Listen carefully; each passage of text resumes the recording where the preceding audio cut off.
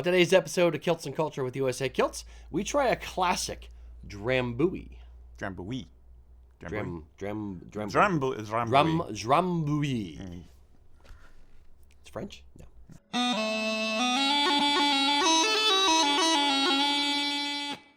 Howdy, boys and girls. Welcome to Kilts and Culture. I am Rocky, and this is Erik. Yo.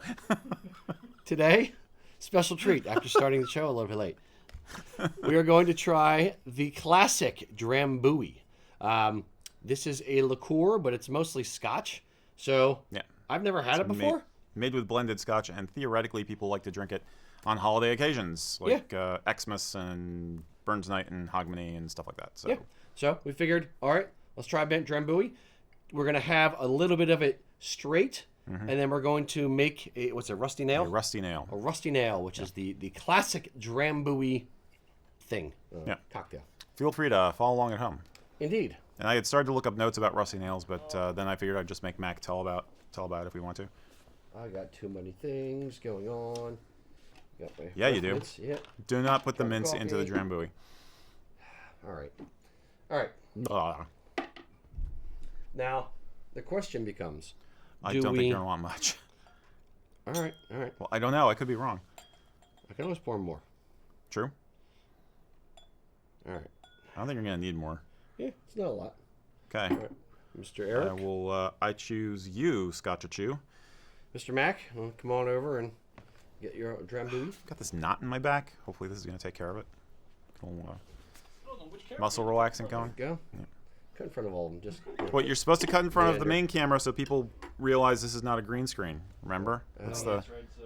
You want to do it now? Okay, here we go. That's right. They call him the Mac. Thank you, Mac. We are off to a very silly start today. All right, I will leave this on your side. Thank you. I will need this for the next stage of the experiment. All right. Do we have any, Mac? Why don't you pull up tasting notes for Drambuie? What's in it outside of alcohol and stuff? And it is in our highly sought after, oft coveted. He's USA probably Kilts. going to find that the actual the specific blend is proprietary. So a lot of liqueurs they do not want to tell you what the proportion ingredients are. Yes, but it's like honey and spice and all things nice or something. And Scotch as a base. And Scotch, Yeah. but it's like mostly Scotch. So when I was looking for it in the liquor store, I was like, all right, and I couldn't find it like with the Scotches because it's a Scotch, but they were like, no, it's over in liqueurs. Yeah, it's a liqueur. What do you got, Mac? So we've got a liqueur made from Scotch whiskey, heather honey, good old herbs, and spices. Herbs, because there's an H in it. It smells like Poor herb. smells a little bit of Scotch. I smell the honey, and it smells like black licorice. Yep. To me. Yeah, I think there's definitely anise. Anise. In it. Clearing up the sinuses. And on a holiday note, it reminded me of a spruce tree a little bit. Okay. Okay. It was like the anise. For a second, it was like trees in a cut your own tree field, and then I was like, oh wait, no, that's anise. That's It not. reminds me of cutting not down my Christmas tree with my father as a wee boy in Percy. Yeah. Yes, Yeah. indeed, quite. Yeah. Or the castle where my father used to work. Or manor house, as it were. Yeah. Ooh, spoiler. Okay. I'm gonna try it. Ready? Yes. Here All we right. Mr. Mac, you have to try some too. go. Okay. I was still trying to get into the site. That's all right. Slancha.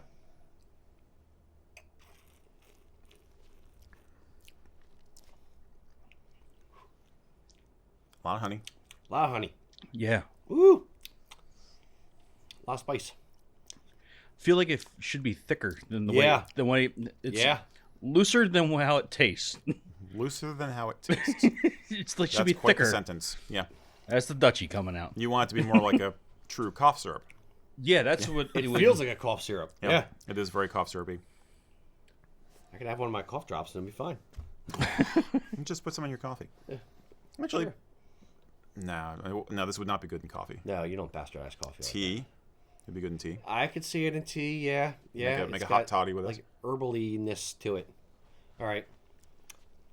Okay, Drambuie on its own. Mac, we gotta hurry these up. Score, Drambuie on its own, 1 to 10. See, I like Jaeger. So this It's falls like the right. Honey Baron or whatever. is it kinda- is. This is falls on those lines for me. So I would give this an 8. Okay. Okay. High score. I wasn't expecting this much sweetness and whatnots. While you're starting to cocktailize. I'm cocktailing eyes. Yeah, I Ooh, don't went know. a little stronger. It's a lot. If on its own, somebody gave me this to a party, 2.5 or 3. Like I'm not digging it. Yeah, I don't think I'd give it to you at a party on Yeah, its own. it's not a sipping thing either. Like maybe you do a shot of it or you mix it with things to make other cocktails. Like I don't know, rusty nail or something. Do the low. We were talking about the recipes for rusty nails. Do the lower Drambuie for me. Too late. Oh snap! And for science, Then just give me more scotch. no, for science, yeah, I'm gonna give us all a little bit extra scotch. What do you think of it, Erik? I like it, but I wouldn't drink it on its own unless as maybe like a half a shot or something, as just kind of like a trying to settle in for an evening, and then I would move to something else. So I would give it I can definitely see mixing with it in some fun ways. So I'd give it a 7.2. But again, that's not on a Scotch scale. That's On its own. What would you give it? 7.2 on its own? Yeah, I think it's a very good mixer. Okay. It does have a bit of a holiday vibe to me. It does feel wintry, like the kind of thing you would mix with things that could be hot. Yeah. Like making adding it as a little bit of sweetness for a Scotch toddy or something like that. You had a few people make comments about hot toddies with it. It's definitely sweet with anise. Like my fingers are almost sticky. Total tangent, but I'll give you my personal hot toddy recipe for you guys right now. Myers dark rum, and then half an ounce of butter shots, and mix it with a very, very strong cup of Celestial Seasonings Bengal spice tea, and a little bit of butter on top. Good enough. All right. So for the rusty nail, what was the recipe you are using here? Or actually, Matt, why don't you come get yours, and then we'll go over the recipe in a second. We got just under an ounce of the Drambuie, 2 ounces of Auchentoshan. Auchentoshan. I don't know why I have a mental block about this name, but I do. And then those proportions vary depending on who's making it. The other. Tell me you're not. The other. Well, hi, Mac. Hi, how you doing? You just want to stay here the whole rest of the show? Sure, this is going to kill my knee, but... And then a lot of thank times you. they call for a twist of lemon. So we did that. And that's really it. I mean, there are a lot of variations on the cocktail recipe, but basically it's a way of sweetening up your scotch is what I gathered. It's like And a little bit of ice. and an ice cube. Yep, ice cube. Yep, poured over ice. There's my little Poured lemon bit notch. in there, a little lemon rind. Yep, so it's like Yep, squeezed in there a little bit. And we mixed it up okay. All right. I sure hope so. Mr. Mac, smelling it. Smells sweet and a little lemony now, Yeah. with a hint of Auchentoshan. All right. Doing and nosing on a cocktail is Yeah, kind of it's silly. It's difficult to do it on a big glass like this. I don't know. All right. Cheers. Cheers. Pleasure.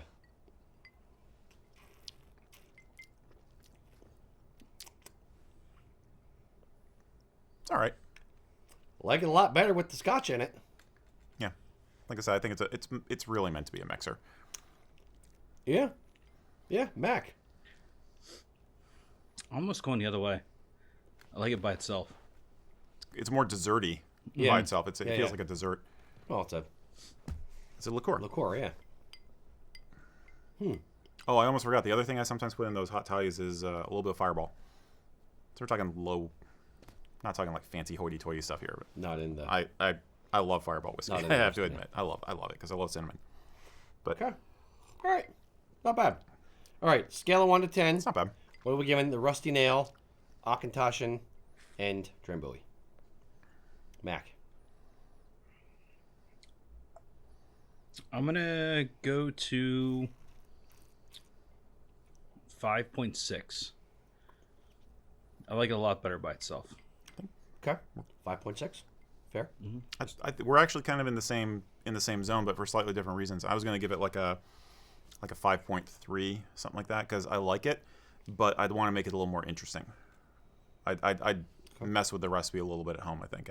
Add something else, or a little more lemon, something like that. Just tinker with it. Okay. I will say this. This doesn't taste very alcohol-y to me, so it could be dangerous. That's also the point of a cocktail. Yes. I'm going to give it a 5.2.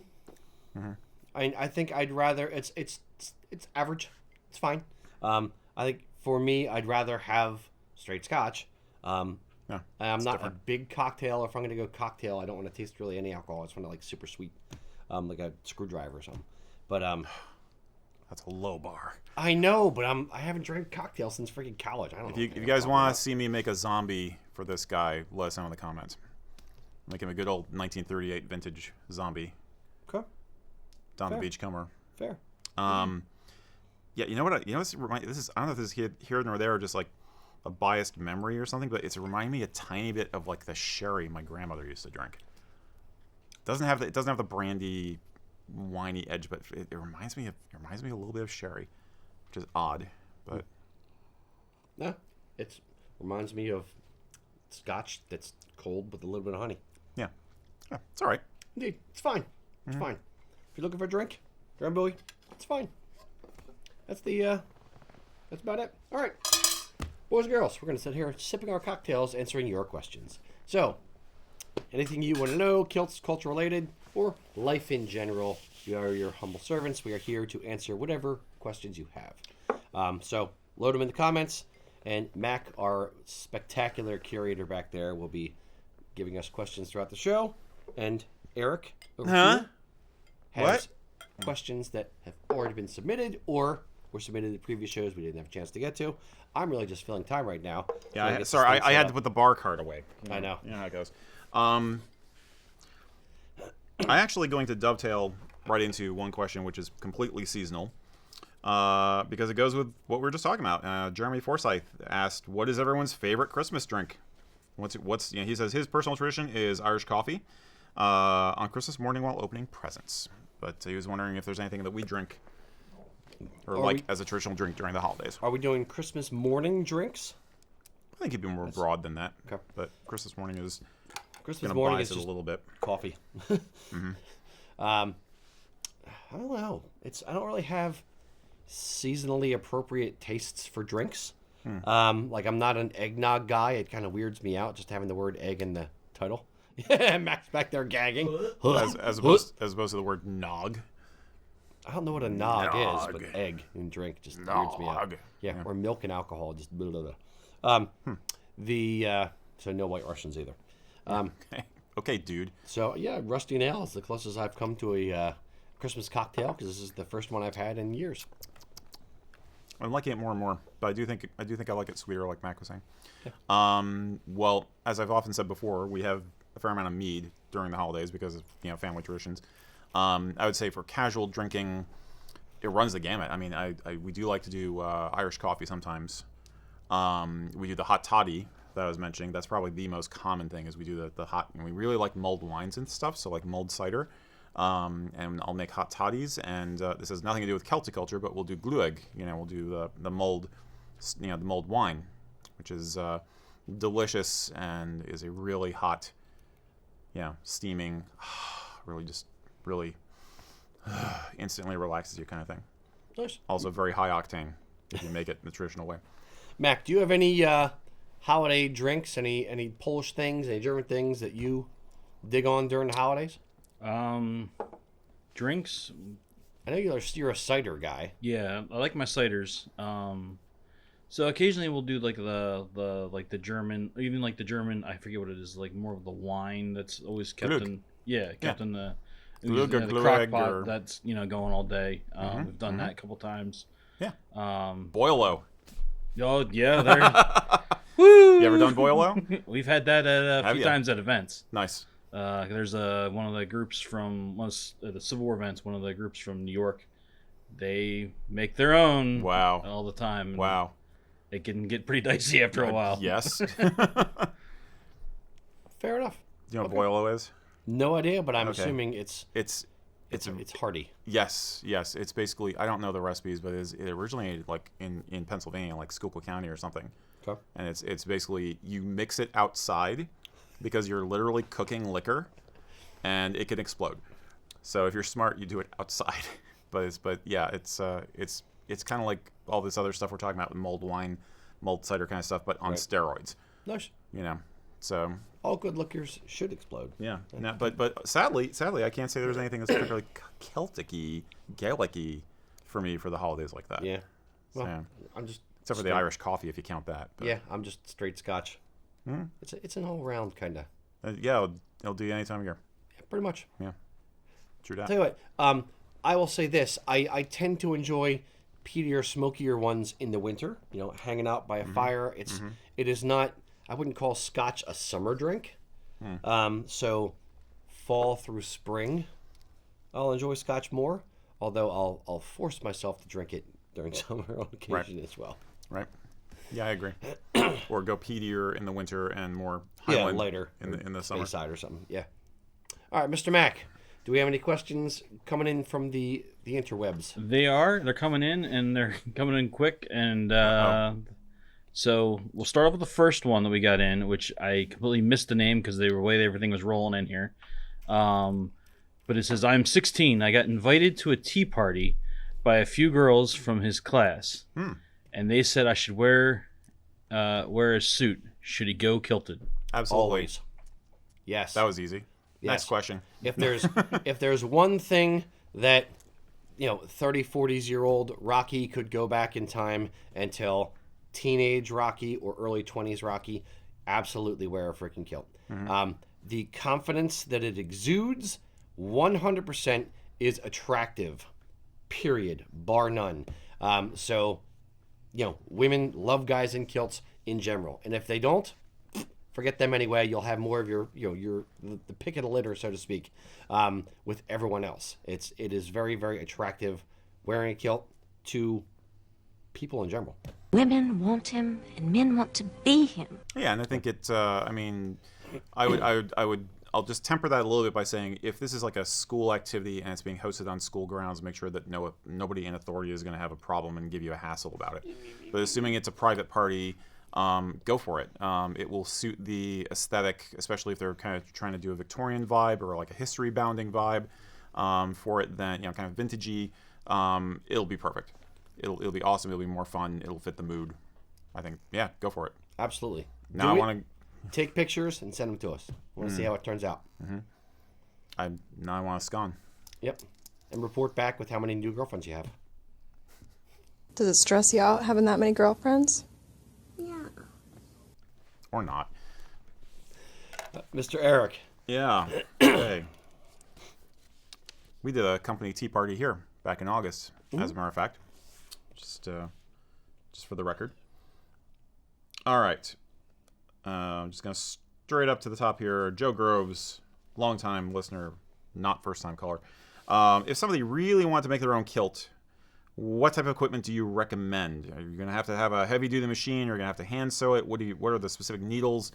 What's the devil in the details if you want to really set up a gear for making a kilt?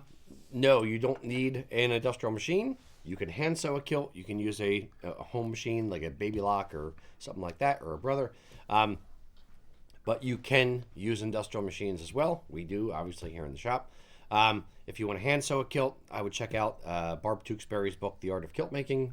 Wonderful, wonderful lady. Great book. Great illustrations. Great introduction. Needles. Mac, do you have any thoughts on needles? We use ballpoint needles. Universal kind of size. Yeah, there's what are they, nothing 110s? spectacular for the needles, because it's not like you're sewing through. It's like a woven, so it's not like it's not a knit where it's going to kind of gather or poke things through the hole. Now, what about the straps though? Because you did mention, would you need a special needle for going to the leather? You need a leather needle, or if you're using hand sewing, or just blow through it like we do. It's fine. Exactly. It's you test it and see what your machine can handle. It might break, it might not. You'll figure it out. Our sewing machine tech, the guy that comes in and services our machines when something really goes wrong that we can't fix, constantly tells us this machine is not supposed to do the things you make it do. Right. We're like, nah, it's fine, Robert. It's fine. It works. It's good. So he gets very angry at us. But c'est la vie. When you buy kilt straps, if you find a place where you can buy them, you can occasionally find them with pre-punched holes in a square pattern on the back side to actually hand sew it to your kilt. If you can't find those, you can always take a drill and a very tiny drill bit and take the kilt strap and put it on a block of wood and then just drill a pattern in the butt end of the strap, and then you can actually just hand sew through those holes. You don't want to try to hand sew and poke holes through the leather. Depending on how thick the leather is, it will be nigh on impossible, and you will put holes on the other side of your thumb. Well, that's why thimbles were invented, but yeah, you're going to ruin the needle too. Break the needle. Mac and I both look at you with scorn. Thimbles. Psh. Man, they call them old iron thumb. Yeah. Calluses. Pretty much. Calluses the size of Ben Nevis. Anything else, Mac, you can think of for what you would need equipment-wise to sew a kilt? You don't need... There's nothing specific like a particular machine. I mean, you could go as simple as just thread and needle, or you could go as extensive as all the different machines to different parts of the process. So there's a gamut you can run. Yep. I think the obvious takeaway I would have would be don't spend too much and don't expect your first project to be perfect. Assume you're going to have to go through some trial and error, and this is going to be a beta kilt. Do a couple of test projects before you do your one love kilt, if you're really into it like that. Yeah. And then you'll decide what equipment's going to work best. The only thing that I would, I agree with you and I disagree with you. Surprise, surprise. Matt Newsom, way back when, I think it was him that said this. I'm going to give him credit anyway. We were talking about, getting cheap fabric for your first kilt because you're going to screw it up, you're going to hate it, and da-da-da-da-da. Mm-hmm. Matt's point was, yes, but if you start off with poor quality fabric, you're going to not like the kilt even if it fits well. So if you start off with the right cloth for your kilt, then it'll feel better and it'll hang better, it'll swing better, that kind of thing. Yeah, I think there's a middle ground. I don't disagree, Yeah. And it may be the kilt making snobbery of it. And I'm not calling Matt a snob. I'll include myself in that. I'm thinking like wool is better than an acrylic or something you buy from Walmart or flannel or something like that. But in the same token, if you just go to Walmart and buy flannel bed sheets and make a kilt out of that, Right. It's going to be a flannel bed sheet kilt. It's Yeah. not going to be like a family heirloom. Conversely, I think there's something you said for building confidence. Like one of my stories is, I used to know a guy in the SCA who his persona name was actually Angus the Tailor. And he was very good at doing a garb construction. He was part of the 14th century mafia, if you know what that is. Really, really top-notch tailor. And he wanted to make a modern kilt for his wedding. So he bought tartan wool from a mill and everything. And he said one of the most terrifying moments of his life was laying that fabric out on the floor and starting to cut because of how much it cost. He was like, I cannot screw this up. I can't screw this up. I can't screw this up. So... And that's when you screw it up. Yeah, exactly. And that's from somebody who had a lot of experience sewing and hand sewing stuff for medieval reenactment. So there's also a difference between sewing, which you can pick out the stitches, and cutting. Right. Once you cut, yeah, it's cut. Yeah, exactly. So. Mac's like, yup. All right, who was that, Mac, or was that you? That was me. All right, Mr. Mac. Uh-oh. All right, so... Uh-oh. I gotta love the names that come in. Oh, okay. Dr. Mickey Mouse. Dr. Mickey Mouse. Yes. Okay. He's graduated. Well, I was given brooches. Bend over and cough. You're going to be a stent. Turn your head and cough. There's I a lot of want a vasectomy, Mickey. No. There's a lot of cartoons that can be made for this episode for that. Oh. Rule 42. They probably already have been. Or Rule 34, I mean. So, Dr. Mickey Mouse was given brooches as a gift since he's been wearing his kilt. Can brooches be worn in place of kilt pins? I think Dr. Mickey Mouse actually may have submitted this question to us a while ago, and we weren't able to get to it because of time constraints. The brooches were given to him by nurses on staff. something like potentially that he Yeah. he doesn't. I think I remember this question coming over the interwebs. So, my answer is sure. Yeah, you could do it. It's with a lot of men's jewelry, the sentimentality of something can trump what it actually looks like almost. So if it means something to you and it doesn't look really awkward with the kilt, then sure, you could use it. I mean, if it's like a big giant cloisonne snowman smoking a pipe, then I don't think you'd want to do that. If it's like your grandma's rhinestone, kitty cat with a ball of yarn, I don't think that would make a very good kilt pin. But assuming maybe it's his kitty cat with a ball of yarn. Maybe he's into rhinestones. I don't know. I don't think there's much of a place for rhinestones in Highland Dress, but I could be wrong. So, but yes and no.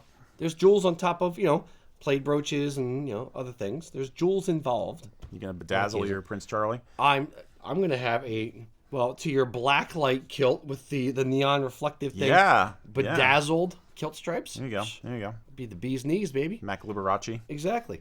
I was gonna say Mick Elvis more, but yeah. Yes, actually, there are kilted Elvis impersonators. No, there shouldn't be. Oh, but there are. Oh, thank God. But yeah, I mean, you agree, right? You could use a brooch. Yeah, it's of course you agree, right? Right. Please agree with me for once. No, I agree. My point would be making sure that it is of appropriate size. Mm-hmm. That would kind of be the deciding factor for me. If I was going to wear something, a piece of jewelry or kit that my great grandfather had or my grandma or whatever, and I wanted to include it on the kilt to honor them, I would make sure it's not huge and it's not tiny. If my grandfather had a small American flag lapel badge that he always wore, and I wanted to wear that on my kilt as my kilt pin, it would be too small. Conversely, if my grandmom had like a hubcap size, saucer dinner plate kind of thing, yeah, I wouldn't wear that on the kilt either. It should be 2 to 3 inches tall-ish, that kind of area, about the size of a traditional kilt pin, not oversized, not undersized. It's Goldilocks. It's just right. Mm-hmm. Well, our Fenris kilt pin is actually relatively large. It's almost like 5 inches, right? At maximum. I don't think it's that. I think it's about 4 1/4. Okay, if but that's memory still serves. It's bigger, large. It's bigger than most, yes, but it's not crazy big that it looks like you're wearing a belt buckle on the side of your kilt or something crazy. Mm-hmm. Yeah, I would say personal preference. I would veer away from it if it's completely round, or if it is completely round, go for the more Victorian look and wear it higher up, closer to mid thigh, or a little closer to the hip, which is how they wore kilt pins back then, because they actually did use some kilt pins as a closure because they didn't have the third strap. I would do that to make sure it's balanced on the kilt so it doesn't look like it's weird, a dot hanging down there, you know what I mean? Mm-hmm. But if it's an oblong shape or something, then normal placement on the kilt where you'd put your normal kilt pin should be fine. Does that make sense? No, I agree. Yeah. So, there you go. Indeed. Cheers. Enjoy. All right, Mr. Erik. Okay. Are you feeling warmed up? Not yet. No? 2 more of these and I'll be warmed up. Okay. All right. I'll go with the regular question now then. No, I'm fine for whatever. Are you sure? Yeah. You're sure? I meant warmed up as in scotch. But I was thinking warmed up as in ready to go. Ready for the big time. I'm in the zone, all right, baby. Well, then here we go. Ben, if that is your real name, said, "Hey, I'd love to hear your opinions about that Netflix movie. What was it called? Castle for something? Castle for Christmas. That's it. Because of this movie, my wife is trying to talk me into getting a tweed kilt. But he's wondering what we think of the movie. Okay. We could talk about what we think of the whole hullabaloo about the movie, actually. And we do have some visual aids for this one, since we did have this question preloaded. So as we discuss, we'll bring up a few images for you guys. For talking points. All right. Mac, bring Mac onto camera as well at some point. Mac watched it, Erik watched it, and I watched it. Yep. All of us have viddied the movie as it was. What did you think of the movie? We watched it with Mac, did you watch it with your wife? When you watched the movie? She was in the room. They were watching. The kids had some other Disney holiday stuff on, so I was watching it on my phone via the Netflix app. Now, did Brittany laugh at you when you started crying at the sensitive parts, or was no? Did you tear up, Mac? She had to keep waking me up. That didn't happen to me at all, Mac. No. I was like through the whole Mac, thing. you're supposed to be working. You did watch it with your wife. I did indeed. I watched it with my wife. Yep. So what did you think of the movie? I will make sure that I very loudly and clearly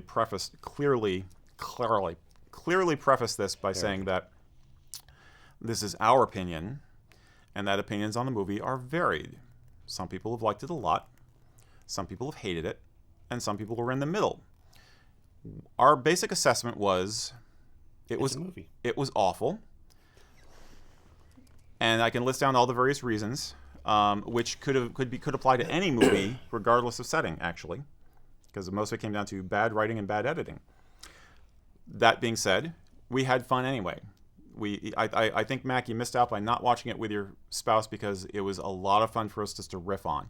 We are not Hallmark movie people, so we had a good time just kind of like tearing it apart. And there were a few parts where we're like, okay, that's cool, that's fun. No, why did they do that? So we had a good time. And generally, we think the dog should get an Oscar. Yes, Dog Angus. was the best actor in the movie. No, Angus is the token gay guy. Who's the dog? Hamish. Hamish. The dog is Hamish. Yes. Best actor in the movie. Yeah, I'm ish in your camp. I was actually surprised at the disparity of the reactions to the movie across the different groups. It lit a fire. In Scottish media and that kind of thing. The Scots. I saw a couple articles about how the Scots were up in arms about the accents in the movie, and the subtitles, and when she was being rude to the taxi driver because she didn't understand them, and blah blah blah blah blah. But they set themselves up for this because, I read some of the same stuff you did, and one of the takeaways was that one of the Netflix's earlier Twitter posts about the movie, teasing the movie, said, "This will be the most accurate depiction of Scotland ever seen on screen." Really? You're gonna set yourself up there? Bullshit. No, just like that's like taunting the dragon at the mouth of the cave. I mean, what are you thinking? Train Spotting was more accurate than this one. Doesn't it make you proud to be Scottish? It's shite being Scottish! And my point to that was that Train Spotting was a long time ago, and the economy is much better. Yes. But yeah, I mean, one Scottish person said, like, "What did we do to hurt you, Netflix?" That's awesome. Somebody else said, why not simply hire some actual Scottish actors? Or could Netflix point out Scotland on a map? And the one that really resonated with us was, of course, that's a manor, not a castle. But yeah, they basically they picked on the location, they picked on the accents especially, and they picked on some of the use of slang like dauber and walloper. Yeah. Now they used dauber and walloper. They gave the nice translation for those as like a working class person or an idiot or a blowhard. If you look at Urban Dictionary, you'll find other definitions. Yeah. Oh my. In fairness, there were some people in that same Scottish article who loved it. Like, can't wait for number 2. There were a few who liked it. Yeah. Yep. And it was a similar kind of parallel here in the U.S., or at least in the Facebook groups and whatnot. There was a good amount of people who loved it. Now, I will say this. I appreciate it. The star of the film, in my not-so-humble opinion, nothing about me is humble, was Scotland herself. I mean, the landscape, the outdoor scenery was beautiful. That's kind of what got me through it, was being able to see that, being able to see the kilt in it. Okay. It's the act. Okay. You're on the money with the acting was meh, but I think the acting was meh because the writing was so cheesy. The writing was horrible, and there were several points where you could tell something got dropped on the cutting room floor. There's a couple of things where like, wait, what? Huh? What? Why? Like the two Frenchmen checking in the hotel. Exactly. My wife hated that. She's like, where did the Italian people come from? What's that about? It's like there must have been a subplot that they dropped. Yeah, that they just dropped out. And the locket on the tree at the very end, which is obviously somehow related to the locket that she was wearing in the final scenes, which like it's a MacGuffin that got dropped. It's a callback to the movie Annie, and her locket that her parents gave her. My wife couldn't sleep that night, and she came up with all these ideas of how they could have used the locket as a plot device. She did say that she did think that the scene with Carrie Ellis in the bathtub was nice fan service for middle-aged women, so she appreciated that. But we are of the generation that we remember him as Wesley from Princess Bride. Yes. 100%. And we kept freaking waiting for there to be a scene where you could throw in, as you wish! Yes, and just it never a nod. came. As you wish. Oh, my sweet Wesley. Yeah, no, I agree 100%. But- No, but it's as far as it served its purpose, meaning it's a cheesy, hallmarky kind of rom-com for the holidays. In that way, and only that way, it has succeeded. Is it, would I recommend you rush out and go buy a ticket? No. If you like romantic comedies, if you like the Hallmark Channel and those type of things, and you're not put off by the sus kind of writing, then you'll enjoy it. It's fine. There's kilts in it. It looks great. Yeah, I would say it. Or if you're of a kind who doesn't do rom-com movies, but you have a partner who is like you, then riff tracks it.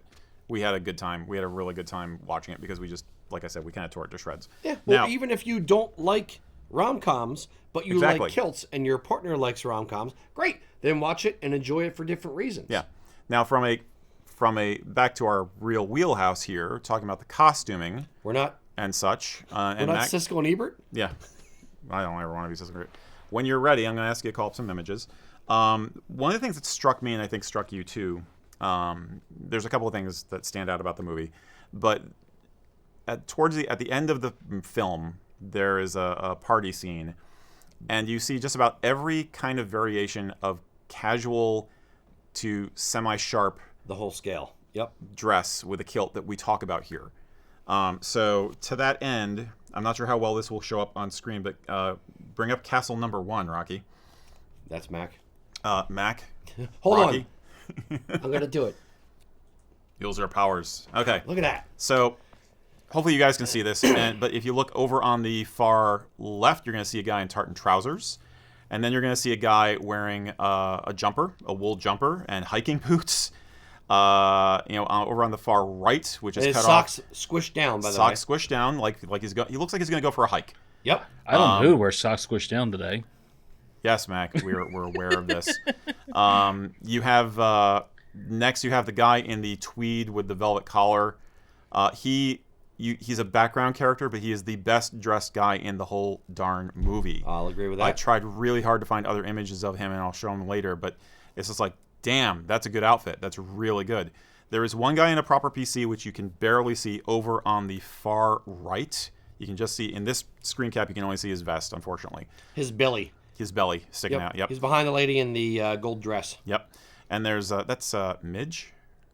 I think I'm Marty. horrible with character Yeah. actors. Okay. There's a guy towards the back on the right in a leather chieftain's vest and Highland shirt and hiking boots. And then behind him you see Angus in a Fair Isle sweater.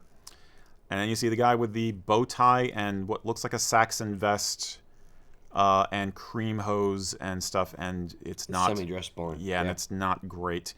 Special mention for the guy who was just in the suit with the braided beard. I don't know where that came from. And then we have, of course, our Duke in Prince Charlie. He did actually have a jacket on with the outfit earlier in the film, but he takes it off before they even enter the hall for the party. And he is wearing ghillie boots with that outfit. What do you want to look at next as a close-up, Rocky? You know the photo's not me. All right, let's tear him to shreds. Call up castle number 6, please. Since we're talking about Carrie. We'll tell you a lot of the time that one thing you should never do is wear a studded tuxedo shirt with a Prince Charlie. So, ta-da! What this underscored for me is that half the things we talk about here as our impression of convention doesn't apply to the rest of the world. People break these rules all the time. I like the Sporran. I like the fact that he's got the classic horsehair Sporran. Is it goat hair or hort hair? Okay. Goat hair. Yeah. Sorry. It's a bit much. And do we know his last name in the movie? Dunbar is all they say. No, it's Dunbar is the castle. Or castle. I thought they said his last name, and I couldn't remember what it was, and I wasn't going to he's rewatch wearing the it McLean to find Duarte out. tartan, Right. but he's not wearing Dunbar. I don't know if his last name is Dunbar. He's supposed to be the Duke of Dunbar. There is no Duke of Dunbar, by the way. What about Dunbar? Dunbar. I looked that up. Here, why don't you go back to us for a minute? Just stutter. Dun dun dun. For those who really want to know, where's my note on this? No, it's done. Oh, is it called? Is it done? Yeah. So basically, Dunbar. There's actually a town called Dunbar. It's in Haddingtonshire. Yep. Up on the Forth. The term bar means top, tip, crop, or produce, from the Old Irish bar, top, tip, crop, and produce, or Gaelic bar, height or hill, and dun also means hill or a fortified mound. So the name of the castle, technically, as Dunbar, is Fort Hilltop, or Fort Hilltop Fort. So, just so you know. They wanted to make sure you knew that it was on a hill. This castle, that's actually a manor. It's actually a manor house. Yeah. I have notes on that too, but I don't have to talk about it. I want to show you call it castle number 4, please, Mac. Now, the party is supposed to be this village, so you have, I think they're trying to show, like, real, quote-unquote, people, quote-unquote. But this guy, he's obviously got more... He's got some panache here. I mean, look, he's got a tweed jacket with the ticket pocket, which is very de rigueur right now, and the specialized collar. He's got a pocket square. It's hard to see in this photo, but he actually does have a watch fob on his watch chain. And the sporran, I couldn't make out what style the sporran was, but it was just looks like a day sporran. It's a black blob in this photo. Yeah, but it looks like a day sporran. I will point out Glencairn glass. Mm-hmm. Yep, and it's in the movie quite a bit. Yeah. Yeah, it struck me that this guy looks so good, but he's just in the background. Yeah. This is peak elegant daywear as far as I'm concerned. Is it Kerr Ancient? I can't tell. No, I don't think it's Kerr Ancient. I thought it was hay. No, it's not hay. Or is it I've Butte? never seen it. I didn't have a store to Butte. Okay. I don't know. It has a white stripe in it. There is a serial kilter in the movie, and that's Thomas, who's basically the Duke's kind of right-hand man. The first time you see him is in when he's doing a tour guide thing, and that's Castle 00, Mac, if you please. In his punk rock phase? Right. Yes. I mean, is this the lead singer of the Real Mackenzies, or is it's Paul Mackenzie. He's wearing the Mackenzie tartan. I know. He looks like freaking Paul That's Mackenzie. spectacular. We should have brought up a picture of Paul Mackenzie for the edited version. Okay. Paul We'll Mackenzie photo here. By the way, that jacket is now for sale. There is a place called California Jackets, which is making a reproduction of that very jacket. You can buy it for $185. Yeah. So I don't know what they thought the impact of this film would be, but yeah, they thought so. The huge cultural impact. Brooke Shields. And I don't know, man, but you can't see it in this photo, but he is wearing, I can't remember if they're Dice or Argyle hose, but he did have, I think they're Dice. They're hose diced, tops, and he's got garter ties, set flashes. I love the plain black T-shirt with it as well. Right. It is very much a punk rocky kind of look. Just I don't care. This is fun. He has the generic thistle cap badge from Gaelic Themes. He has a feather in the Glengarry for I don't know why, because you wouldn't actually wear that unless he's supposed to be a clan chief. And then he's got a military, what looks like a vintage military dress sporran. Wouldn't clan chiefs have 3 feathers? Well, yeah. So one maybe he's an armiger. That would be funny. Yeah. Again, there's a lot they could have done with this plot that they didn't. Yeah. So, yeah, the outfit definitely looks like he's going to go on stage and sing some punk tunes. The combination is just kind of odd. I know what they were trying to go for was he's an ordinary guy. He's putting on the show for the tourists. He's trying to put together a shoestring budget presentation thing, and it's supposed to look rustic and, like he's a humble guy trying to do something that's not really what he wants to be doing. He looks a lot better if you call image Castle number 3. This is the same character's outfit in the dance The scene. look on his face is spectacular. You got there. That's what I could do. I actually like this outfit. I wouldn't wear it to a evening party because I'm more stuffy than these people, I think. But he has tweed kilts in a few parts of the film. I don't know if you qualified this as a tweed, but he has a tweed kilt in our part of the film. He is wearing a buckle underneath his waistcoat, which we usually don't recommend doing, unless he's planning on taking that waistcoat off sometime very soon. And he's got the classic Prince Charlie Sporran. So this is a guy who actually wears kilts on a regular basis, if you believe the movie. I will point this out. I hate that kilt. The Really? set size of that pattern is like 3/4 of an inch. Mm-hmm. If it's tweed, I want to see it. I haven't seen many tweeds that are that Christmassy or on the nose. Mm-hmm. It's something. I had another picture of his tweed kilt, but I'm not going to bother with it right now. Okay. Do you think most of the accessories are higher accessories? No. No, we know that House of Cheviot provided the kilt hose, for instance. Yeah, that was in the comments here as well, and it looked like Loch Heron blankets and all around in the castle. They went over the top in the movie with tartan on everything, which is fine and good. You want to come back to us for a second? Yeah. Yeah. I have 2 more images we'll get to, but if you want to keep going. But they went over the Wrap it top up with quick. freaking Christmas decorations. I mean, it's the humble village and the castle that's fallen on hard times, and it's like, but we happen to have all these huge, expensive LED light decorations in the attic, apparently, because Yep. Everywhere. Reeds everywhere, and it's ridiculous, Of course, because if you don't have money, you go all for Christmas. right? So I don't know. I mean, the one image we didn't show was the character Angus in the Fair Isle sweater. Again, perfectly acceptable casual kilt outfit, So it's funny because the party scene actually was kind of cool in that respect. Yeah.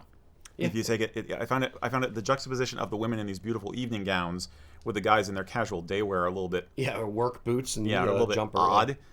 It's like, they're supposed to look manly and rustic and not pretentious, and it's like, okay, we get it, fine, we get it, but Indeed. yeah. And we know some women had different opinions of the wedding or of the gown. Yes, Casey did not like. Casey the gown. hated the gown. My wife was like, eh. Her point was she wished we could see something more than Royal Stewart on women's clothing. Yeah. And maybe a little bit more historical of a cut, but hey, whatever. Yeah. But it's not historical. It's a ball gown. It's completely No, modern. but she Yeah, but found it she- in the castle. She Remember? found it in And it bedroom was- number 9, and and I it was- think it belonged to his previous wife, and that was a plot point that they dropped on the floor. Dun dun dun. Very well could have been. Mm-hmm. And that whole, what's the deal with the locket? I think the locket must have had like a picture of her grandfather and his grandmother, and they were in love or some BS like that. Are you angling for a Christmas gift? Are you Here's a saying lot. No. they're related? They're No. brother and sister? But here's my What a pitch. twist. Here's my pitch for the a better version of the movie. Part 2. No. This is completely different, but the same concept. We make a rom-com. Prequel. We call it Hogmanay, right? And it's an authoress who is famous for her historical fiction about the Highlands and love stories during the Jacobite uprising, the 45. See where I'm going with this? No idea, Erik. And meets a guy who is a historical preservationist guy, and he hates everything she's written because it's not accurate. And they meet at the big Hogmanay, it ends with a big Hogmanay celebration, which is a fundraiser to save a battlefield. And there's a murder. And there's a real castle. There's a real freaking castle. Not a manor house? Not a manor house. Not a manor house. Okay. But I think, but think about it. I think you could like dig up archaeological remains. You could go into the cellar and they find out that, his grandmother really, or his great-great-great-grandmother really was there at the battle, like his family's history said. But And the her historical body society hated him. was And still there in the basement. yeah. No. Okay. Now back me up, guys. I think they missed an opportunity to riff on the whole Outlander thing, big time. But I think they were going somewhat Outlander, somewhat. Who's the lady that does the Harry Potter thing? J.K. Rowling? Yeah, like her being like attacked on Twitter and and I don't know. She's I think they were attacked for kind much more weighty issues than killing a character. understood, but it's I think it's kind of in line with what the I get that. idea was based. I got on. that. Yeah. Yeah. So, yeah, we could make a better movie. I will say We should. one thing. The movie. Krampus. There is a movie called in Krampus. the Highlands. A Krampus castle for Christmas.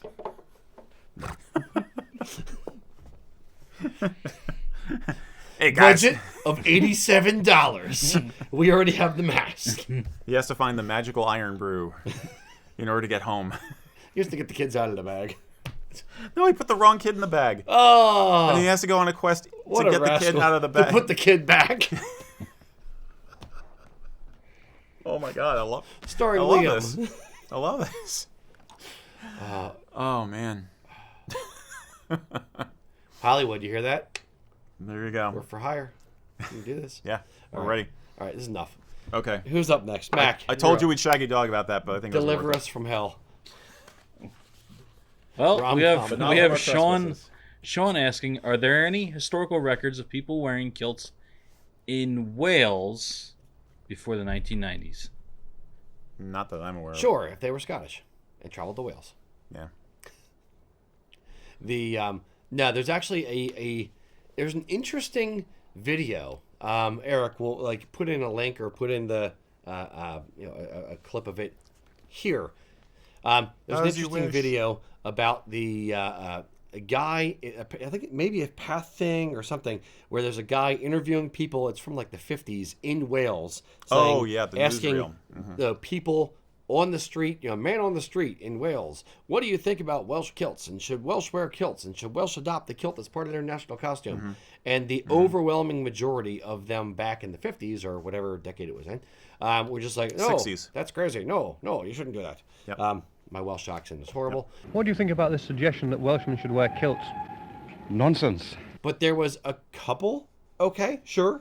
But One or two, but the majority were just like, nah, it's not a good idea. It's Scottish. What are you doing? I'd rather keep on wearing my trousers. I should think so. Yeah, those are from the 1960s. I do believe I have it saved somewhere. But there's, times have changed, traditions have changed, and the whole Welsh thing is brand new. But it's not a from new that idea. standpoint. It's not a new idea, which is what that newsreel taught us. It's not Yes. a new idea, but it actually catching on was definitely part and parcel of the rise in kilt popularity post Braveheart, just the way everybody else got a boost to kilt culture back in the 90s. So, Absolutely. yeah. All right, Mr. Mack, that was a short one. Give me another one. All right. So, this is from Cypher 9. Hello, sirs. I have a problem. I am Sirs? fat, and for the life of me, can't keep my kilt up in the front. It always slips down.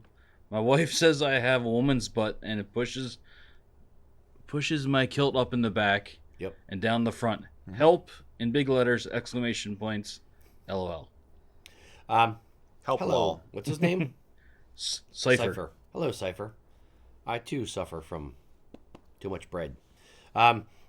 There's a few body types of bigger guys. Basically the shape that I'm going to talk about is the guy with the offset tires, where you have a belly coming out in the front and a rear end coming out in the back. You don't have a flat butt. You do have a big butt in the back. And what ends up happening is your gut kind of pushes it down and your butt in the back pushes it up. So side view, your kilt goes on a little bit of an angle. A couple things. One, in some ways, there's not a lot you can do because the kilt has to travel out around the widest part of your butt and go down. So either it's going to go down in the front and up in the back, or you're going to try to keep it level at the top and it'll be angled on the bottom up towards your butt because it travels more. How do you keep your kilt up? One idea: suspenders. If you're wearing a vest or a sweater or something like that over the top half of your torso, or your torso, not the top half of your torso, that'd be a half shirt, kind of creepy with a kilt. If you're going to wear a sweater or something like that, you can wear a pair of suspenders under it, and that helps to keep it up. If you're not going to wear a sweater, or you're not going to wear something like that can cover the suspenders, a vest or something, the other thing I can suggest is Mac, you may know what I'm actually talking about, or the tech name for it, like rubberized material that some dress pants have in them. Grip strip or whatever they call it. It's a grippy kind of rubber material. It's meant to keep your shirt tucked in. When you if you put it in a kilt, you're actually using it for the inverse thing. It's not to keep your kilt or your shirt tucked in. It's to keep your kilt from going down. So your kilt doesn't have a crotch, doesn't have knees.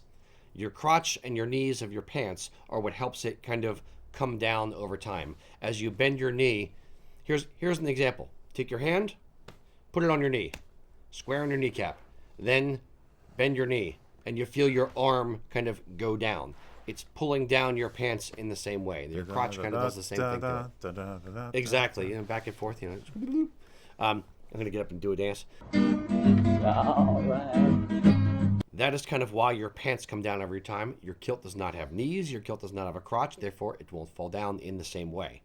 But you have to make sure it's snug on you. And if you wear the rubberized kind of strip around the inside, it'll help, like grabbing onto the shirt, like a little kid grabbing onto the... It's like using the shirt as suspenders, as braces, yes, basically. Yes, exactly. Helps keep it up a little bit more. Any other thoughts? Is the idea to try and get the upper edge as horizontal as possible, so you're still... Yes. Okay. In my thoughts, yes, I would try to keep it up above the widest part of you and snug it down, or tighten the kilt around the widest part of you, or just above the widest part, so it doesn't tend to want to go down. The rubberized strip will help that as well.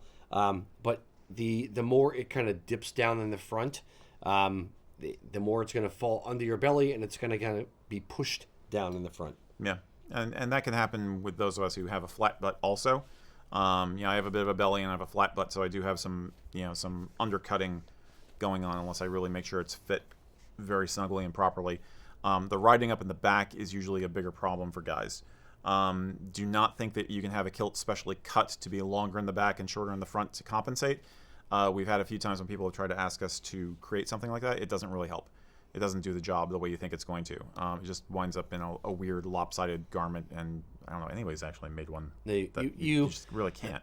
You could, but the problem is the kilt is made. A kilt made from tartan is in a grid, and if you have a slope down the front, or you try to put a slope in the front, it's going to disrupt the grid. You're going to put the waistband on at a weird angle, or conversely, on the bottom, you have to hem the front but not the back, and then you end up with like Egyptian tiered or like tails.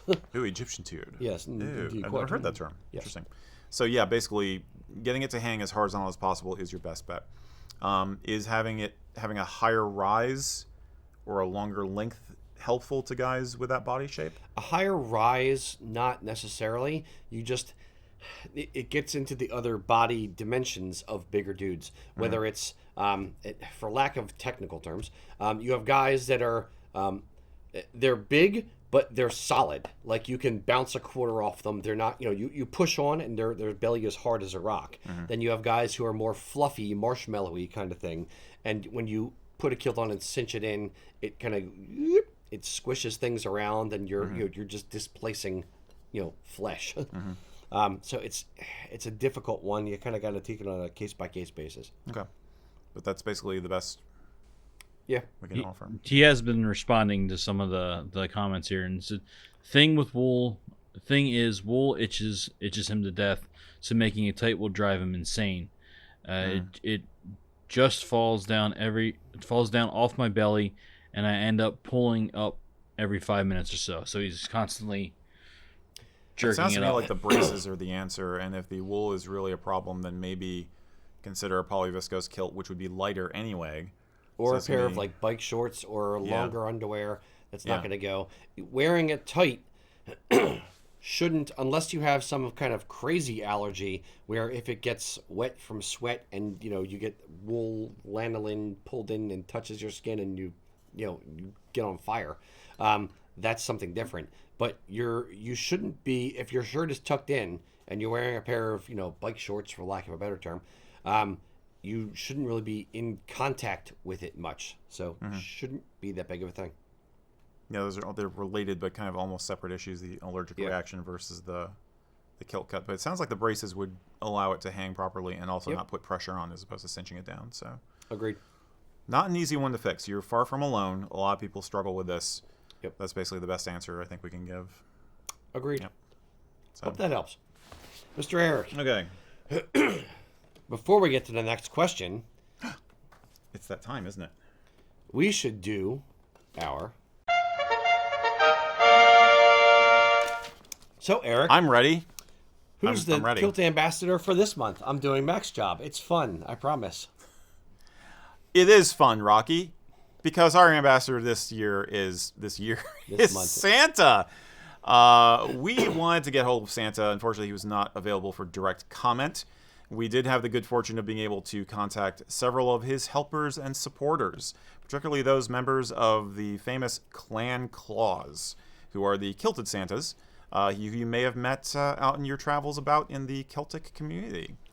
Santa, of course, is the spirit of goodwill, good cheer, hope for the future, and brotherly love that makes this season very special indeed. Indeed it does. It's an easy way to put it, right? Yeah. And so, yeah, Santa, the big guy, the big man, Big Red. Who better? Sandy Claus. Who better? St. Nicholas. Father Christmas. Who better to be a Kilt Sinterklaas. ambassador than Santa? Right? The man exudes happiness and joy.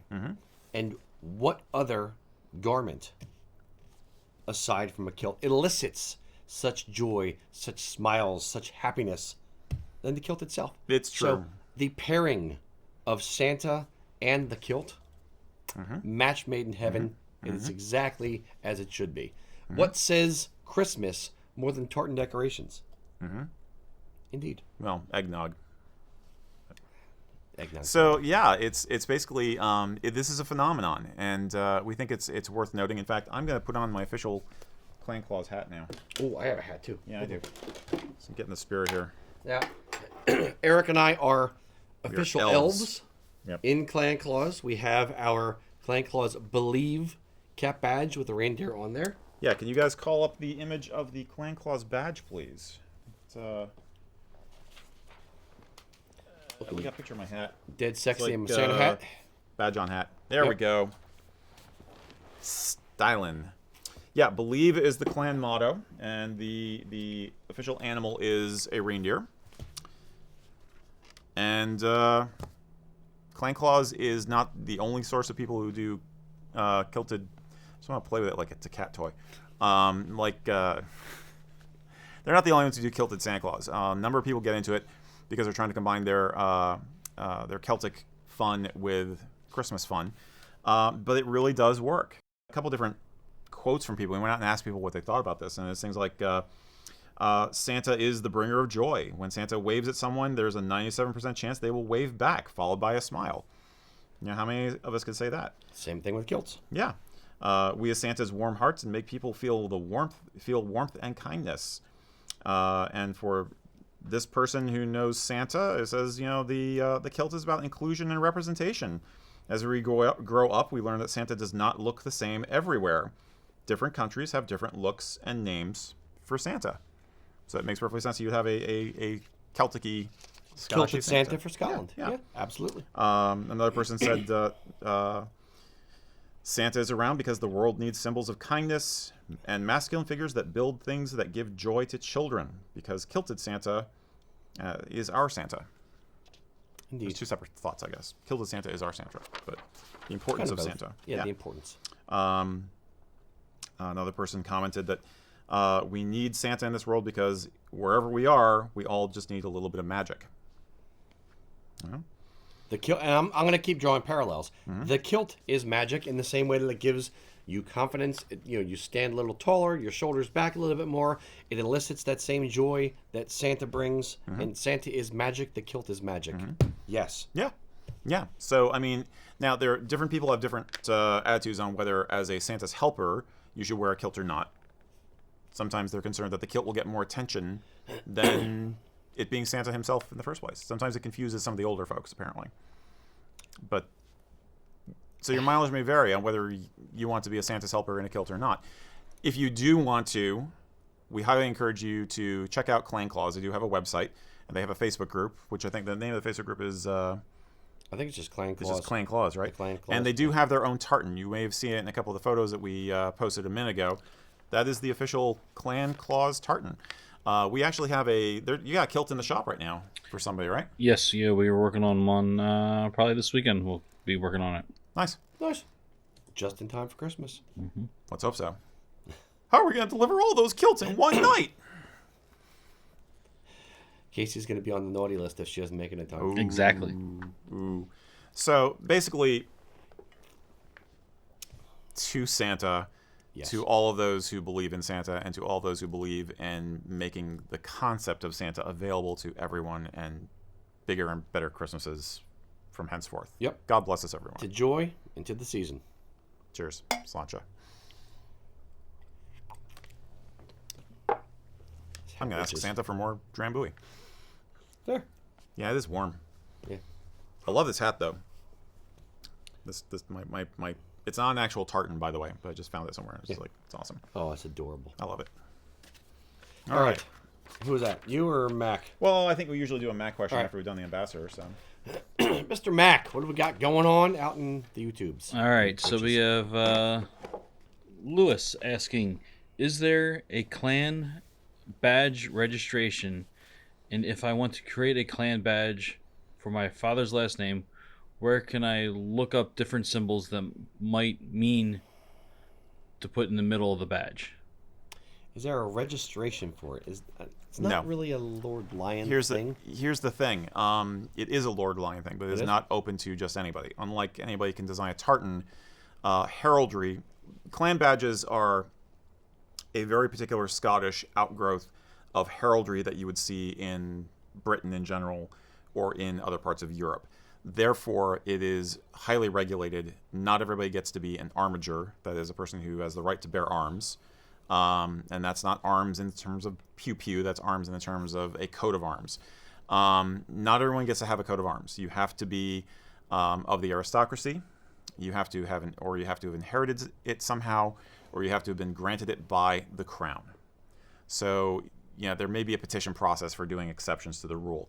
But you cannot actually create a coat of arms for yourself and have it be recognized or registered with the Scottish government or anything like that.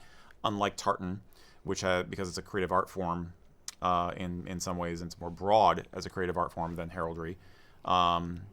It's easier for people to get into. Has been opened up, and anybody can register a tartan.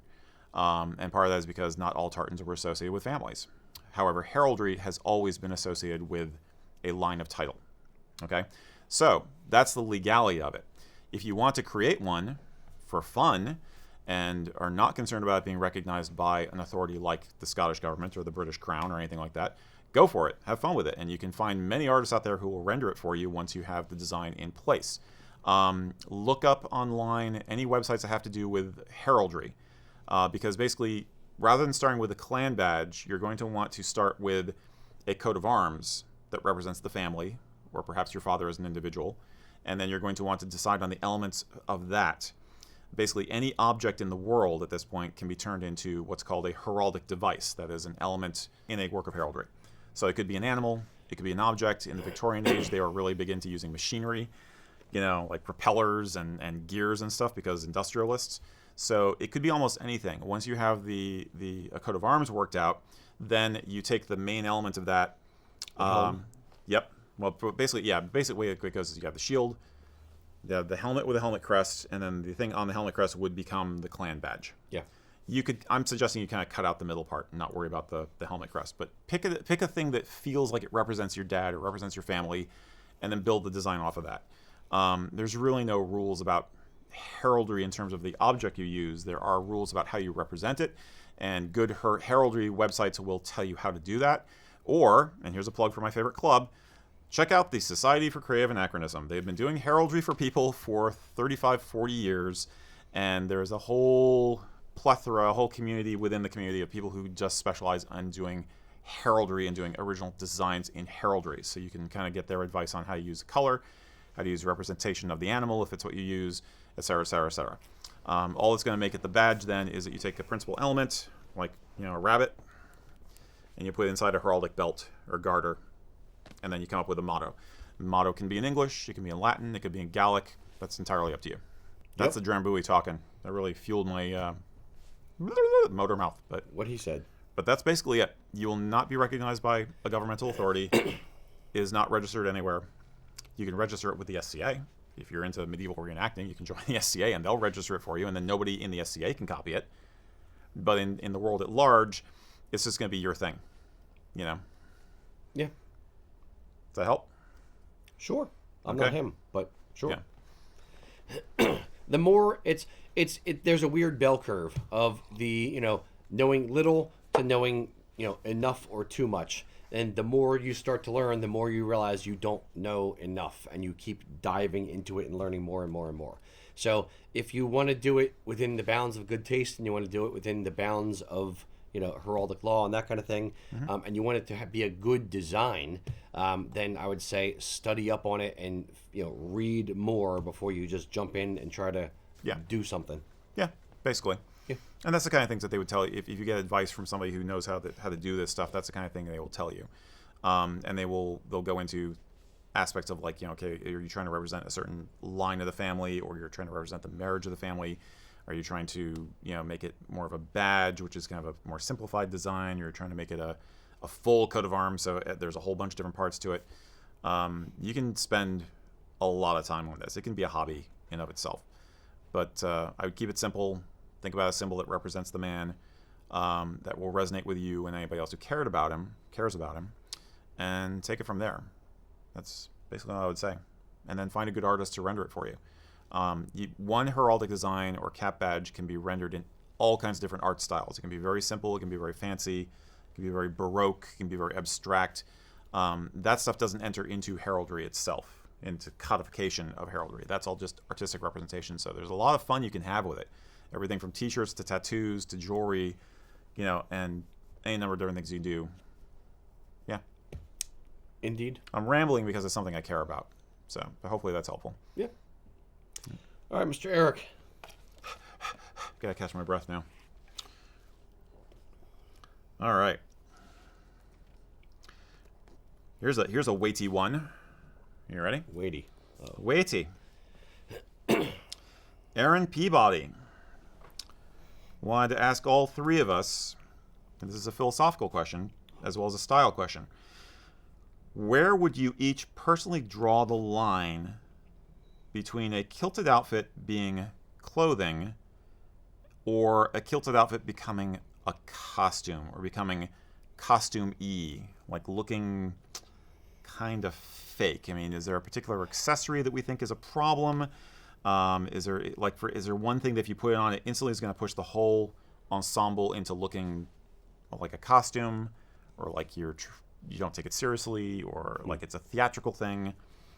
Is there one thing? And Matt, bring yourself in. He wants your opinion on this too. He wanted our opinions from perspective of being reenactors also, but we might want to keep that separate. One thing I'll say, I don't think there's one thing, but it's kind of what's the quote about pornography. I don't, I can't define it, but I know it when I see it. It's kind of that, where it's in Highland wear, generally the simpler the better. And if you're trying too hard or putting too many things in, or trying to substitute things, it can start to look odd, and then the needle goes up and you go over the edge. So is there one thing in my mind? No, there's a lot of things, and any one individual thing may not be, oh my God, it's a costume now. But if you add a few of them up, maybe it gets into that territory. More of a critical mass. Yeah. Kind of a thing. Yeah. Yeah. Mac, anything? So let's. Do we all agree with what I just said there? Pretty much. Okay. Pretty much. So, worst mistake that either a trend or a thing that you think when you do it, it's just like, what are you doing? Seriously, you're screwing this up. Worst one. I'm gonna go Jimmy Cap. Okay. I'm gonna go right off. almost I'm gonna go right off the bat Yeah. for those especially some of the ones we've seen in you can get when the Spirit of Halloween stores are up and you get those. Explain what it is. See you, Jimmy. Don't Google it. No, don't Google Jimmy hat. Right, that's different. Slang for condom. But a see you, Jimmy hat. It's like the tam with the fake orange hair coming out down the sides. So yeah, like that is where I go automatically to something like that. Okay. So that's where I first went. Mm-hmm. Okay. I think similarly, my mind, since he had asked, like, was there one accessory you think would really just push it over the edge? The first thing that came to my mind was tartan tams. So basically the See You Jimmy hat, but without the fake hair. See You Jimmy hats, by the way, were actually, the name comes from a comedian. I think in the 70s or in the 80s. I think it was in the 80s. He did a whole bunch of shtick about cliche Scottish people, and it stuck because he'd always put this hat and hair thing on, and so it became a thing. Yeah. So that is the one thing, but I agree. It's definitely a critical mass thing for me. I do have, my personal sense is that there's kind of a spectrum of it. On the one end, you have people who want to look Scottish, but they're not trying to do any real research or anything, and they just go and find, God's forbid, but a Halloween costume, or they go to some place like Amazon or eBay and find complete Scottish outfit, which includes a kilt, a belt, a sporran, and they just kind of like, okay, good enough. I got my uniform, done. And that stuff you're buying, then it's low quality. It doesn't fit. It doesn't look right. It's not good, and so it just shows that you put in no effort into researching it. Now, budget issues. Budget is a thing, but I think there are ways to deal with the budget, even a very, very tight budget. There are ways to deal with it and not come off like you don't care and like you're wearing it like a costume. I think it's like, are you wearing it like a costume? So where would you fall in the category of, let's say, someone going on Amazon and buying a sporran versus going to a thrift store and getting a woman's purse? Damn you for stealing my stole our thunder. That was my next point. Yeah. All right. Mac didn't just say that. Roll the tape back. My point I was going to bring up before Mac stole my thunder is substitutions. Yeah. If you have it's substitutions speak to lack of knowledge. Case in point, we were at Celtic Classic years ago. See, Mac's already nodding, so he knew he was going to steal my thunder. Jerk. We were at Celtic Classic, and a guy was walking down, and he had on not a kilt but a kilted skirt, and he had on not a sporran but a sequiny kind of purse thing that he just tied around the back to look Scottish for the day. And to me, it speaks of, yeah, I've seen a picture of a kilt once. I know what I'm doing. Right. It's fine. I'll be in the spirit. No, close enough. Yeah, it's the close enough that's the insulting part. That is what Halloween costumes are made of. There's a reason, and I will say this, in defense of the cheap eBay outfits. At least it's a real proportioned sporran with a real sporran chain. Yeah. Whether it's made in the UK or China, Pakistan, whatever, it's still at least a thing. Even if it's acrylic, it still has pleats in it like a kilt. It's the care, it's the how much knowledge do you have and what are you putting into it? Or what's the, it's good enough. Or trying to be selective with those choices. I think you could buy super, super cheap stuff online, but if you're making an individual choice about each item, as opposed to taking something that's just handed to you, that shows a level of care. It's like, okay, that kilt pin speaks to me. That's my clan tartan, or as close to it as I can get.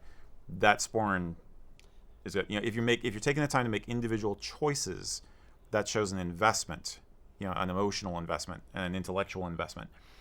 For me, the opposite end of the spectrum is people who try too hard. They don't do a lot of research, or they do enough knowledge to be dangerous. Which I'm the king of, frankly, but they do. I'm going to go full bore and do over the top, super peacocky. Everything matches. Everything's perfect. I have a matching pocket square and matching tartan tie and matching kilt, and they have clan crests everywhere, and that's just kind of like. It's a caricature. You become a See, now you stole my phrase. Sorry. You're becoming a caricature of it. It looks theatrical. It's not as bad as the other things we're talking about, but it becomes theatrical. So yeah, it's kind of It's almost not a spectrum, a curve. It's almost like a come around the other side. It's almost a circle. You need to know and respect the rules in order to break them. You need to understand what you are doing, what you are wearing, why you're wearing it, and then choose to wear something that's not normally done, so that you look respectful of it. If you just like, oh, it's a plaid thing, or you wrap a tablecloth around you, or a plaid blanket, or whatever. It's like, hey, look at my kilt. No, it's not a kilt, dude. Or you put on the kilted skirt that's mid calf length, and I understand the budget thing, and I'm really not trying to come off as a snob, because you can get cheap stuff and still look respectable. It's the not understanding and not looking like you care to understand is what irks me. Or out of context. Like I would say, if you go into a fantasy Ren fair, most Ren fairs are fantasy, let's face it, or you go to a con and you wear, we've talked about this before, we talk about armor and a broadsword or something with your kilt, and you look all da-da-da, the Witcher, but with a kilt. In context, maybe that's okay. But it is absolutely a costume. Out of context, you're going to look like a dork. You're not going to go to the supermarket with your broadsword and your armor. So its sensitivity to context is a finer point on it, I think. So, and that will give people slack for context. So, like, if you're wearing something that looks like you're going to wear to Ren Fair because you are on the way to the Ren Fair, then okay, But or if you're wearing something punk rock because you're going to your punk rock show or something, fine. Yeah, Paul McKenzie. Yeah, like good example how there's a band called the Real Mackenzies. Lead singer Paul McKenzie and the rest of the guys in the band, they wear very casual, very it's their own style, but they're musicians, and that's their stage performance, their costume that they wear on stage. Or like John McPhee wearing the doublet with the half open thing, and like wearing it just kind of in a casual rock starry kind of way. It's worn as a costume for the stage performance, but it's not. I don't know. I think it's you have to have leave a little flexibility for fashion innovation. Otherwise, nothing would change, and we'd all be dressing like it was 1901. But at the same time, if you can't imagine yourself wearing the outfit on a daily basis, then it's more likely a costume. It might be a wedding outfit. If your job is to be a professional wedding Scott Piper. They have mourners for weddings, like professional mourners for funerals. Maybe. They should. Professional objectors in the back. That's the job I want. I want to be a professional objector. Excuse me. Speak now, forever hold your peace. Oh, no. I'd totally Colin Robinson that if it were. I'd be just like, this is great. According to the statute, if Mr. Chapman's residence.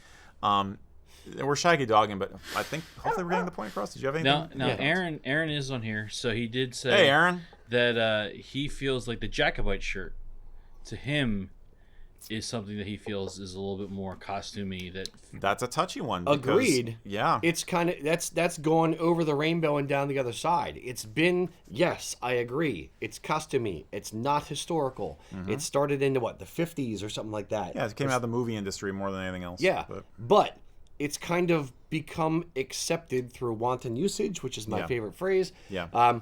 Through wanton usage, it's kind of become accepted, and traditionalists are still fighting it, saying, no, it looks dumb, no, you shouldn't wear it, no. But people are still doing it. People are still wearing it, and they like it. And the further along in time we get, the more photos of the thing exist, the more it will be accepted as, hey, it's a part of the outfit.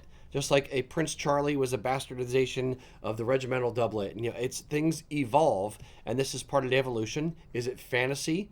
Yeah. Did Highlanders actually wear it back in the 1700s? No. But it's kind of just become a thing. Is it part of the culture now? Yes. Is it good that it's part of a culture? That's up to you. Yeah. Yay and nay. But again, I think the going to the supermarket test, I think Aaron might agree with this, that basically if you wear a Highland shirt to the supermarket with your kilt, let's say your kilts and your hose and your sporran are all great, but you wear a Highland shirt to go get your groceries, a lot of people are going to think it's a costume. If you go into that same store wearing a dress shirt, a grandfather shirt, even a T-shirt, people are going to say like, "Oh, that guy's wearing a kilt. That's like how he dresses all the time."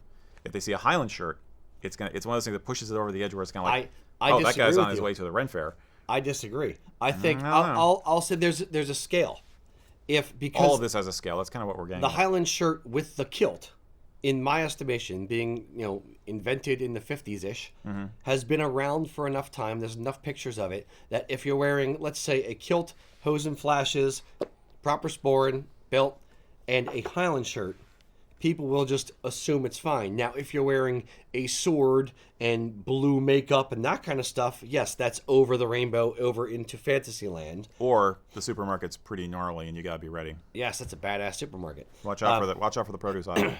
But I think it's kind of a weird gray area where it's becoming enough in. You're just doubling down on your argument that the Highland shirt has become a standard part of Highland wear, even though it's not historically based. Ish. I mean, it's been like, 80 years, so you could say it's historically based now. Yeah. Just like graffiti on the Red Rocks in Arizona from the 19th century is now history, even though it was vandalism. Yeah, but how long does it take to make a classic car? Right. 25 years? Right. Is my first car, my Toyota, my 1995 Toyota Corolla, is that now a classic car? Don't get me started on that. It just makes me feel old. Oh, but it's a horrible vehicle. But I think, but it's a question of optics. It's a question of what people see on a regular basis. It's going to make them respond. This guy's wearing a costume versus this guy's wearing some kind of traditional dress. Yeah. Which goes back to the porn type argument. I can't define it, but I know it when I see it. Mm-hmm. It's a scale. It's a range, and it's different for you on the Highland shirt than it may be for me. Although I don't like it, but I think it's a little bit more accepted.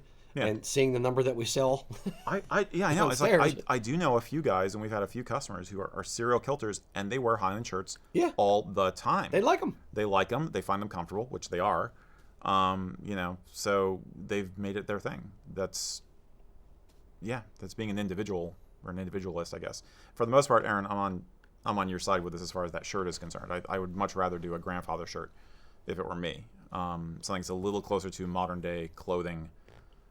Yeah, but it's a fascinating question. It really is. And I think it's something that people have struggled with ever since the notion of a Scottish national dress came about.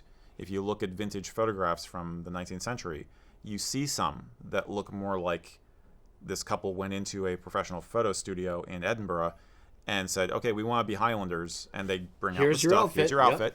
And then you see others where it's clearly the guy has an estate, or he works on an estate, or he wears this every day because it's what he does. And you could spot the difference in the details a lot of the time. So it's always been there. It's always been a factor.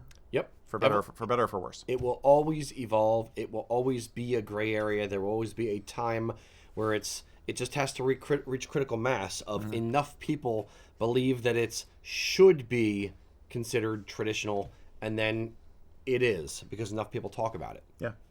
And I think we're done with this, but I'll make one other point that I think it's a more critical issue if you're a non-Scottish person doing kilting. Like if you're Irish heritage or Welsh heritage, or someplace else, Cornish or something, then you owe it to yourself to make sure, even more so, that your outfit does not look costumey at all. Because you've got more of a hill to climb in terms of acceptability. You still have a lot more people like, it's not Scottish, you shouldn't be wearing a kilt. Well, times have changed, old man. I can wear a kilt if I want to. But, the more costumey it looks, the harder it is to make that argument. Agreed. So, yeah. All right. Mr. Mack. We shaggy dog, but that was a good one. It's an important question. I agree. It definitely brought up a good discussion on in the thread there. Cool. So especially when the ghillie shirts got mentioned. It brought everyone has a different opinion on it. So it was interesting to see. Ghillie shirts are okay. I think the purse as a sporran is the one that really that's a hard no for me. Yep. So we have Jason. He says he had a motorcycle accident a few months ago, lost almost 30 pounds. He's on the last hole on his kilts. And they're still pretty loose. And with his PT, his stomach is staying off. How can he adjust to make the kilts fit properly? Sympathy's on the accent. Yeah. Hope the recovery is going as you want it to. Yeah.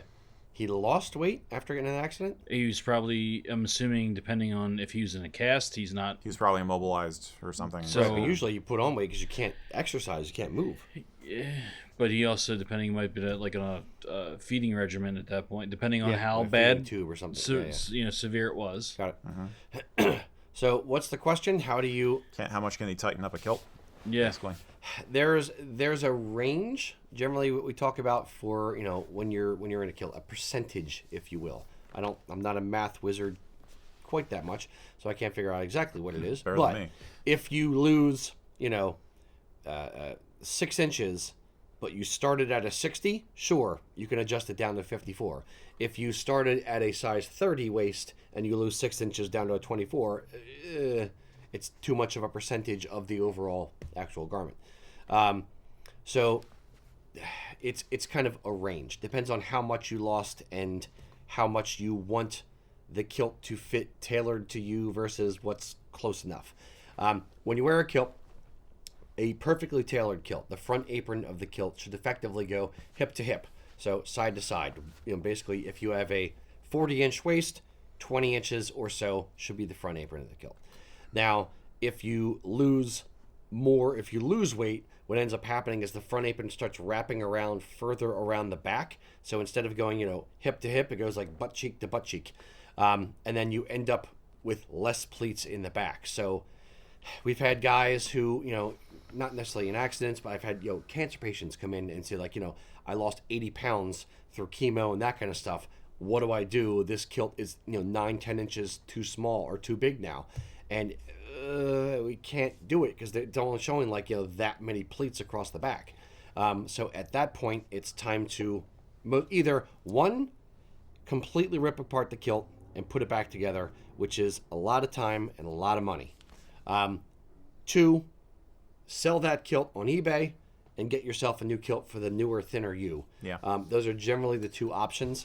Even if you alter a kilt, it still may not be exactly perfect depending if you lost weight proportionately. So like the taper from the top of the pleat to the bottom of the pleat may be different if you lost more weight in your rear end, so it may not fit as well. So unless it is a family heirloom that you must pass down, it was your great-grandfather's kilt, you can't get rid of it, my answer would be sell it and buy a new kilt for the newer, thinner you versus ripping the whole thing apart.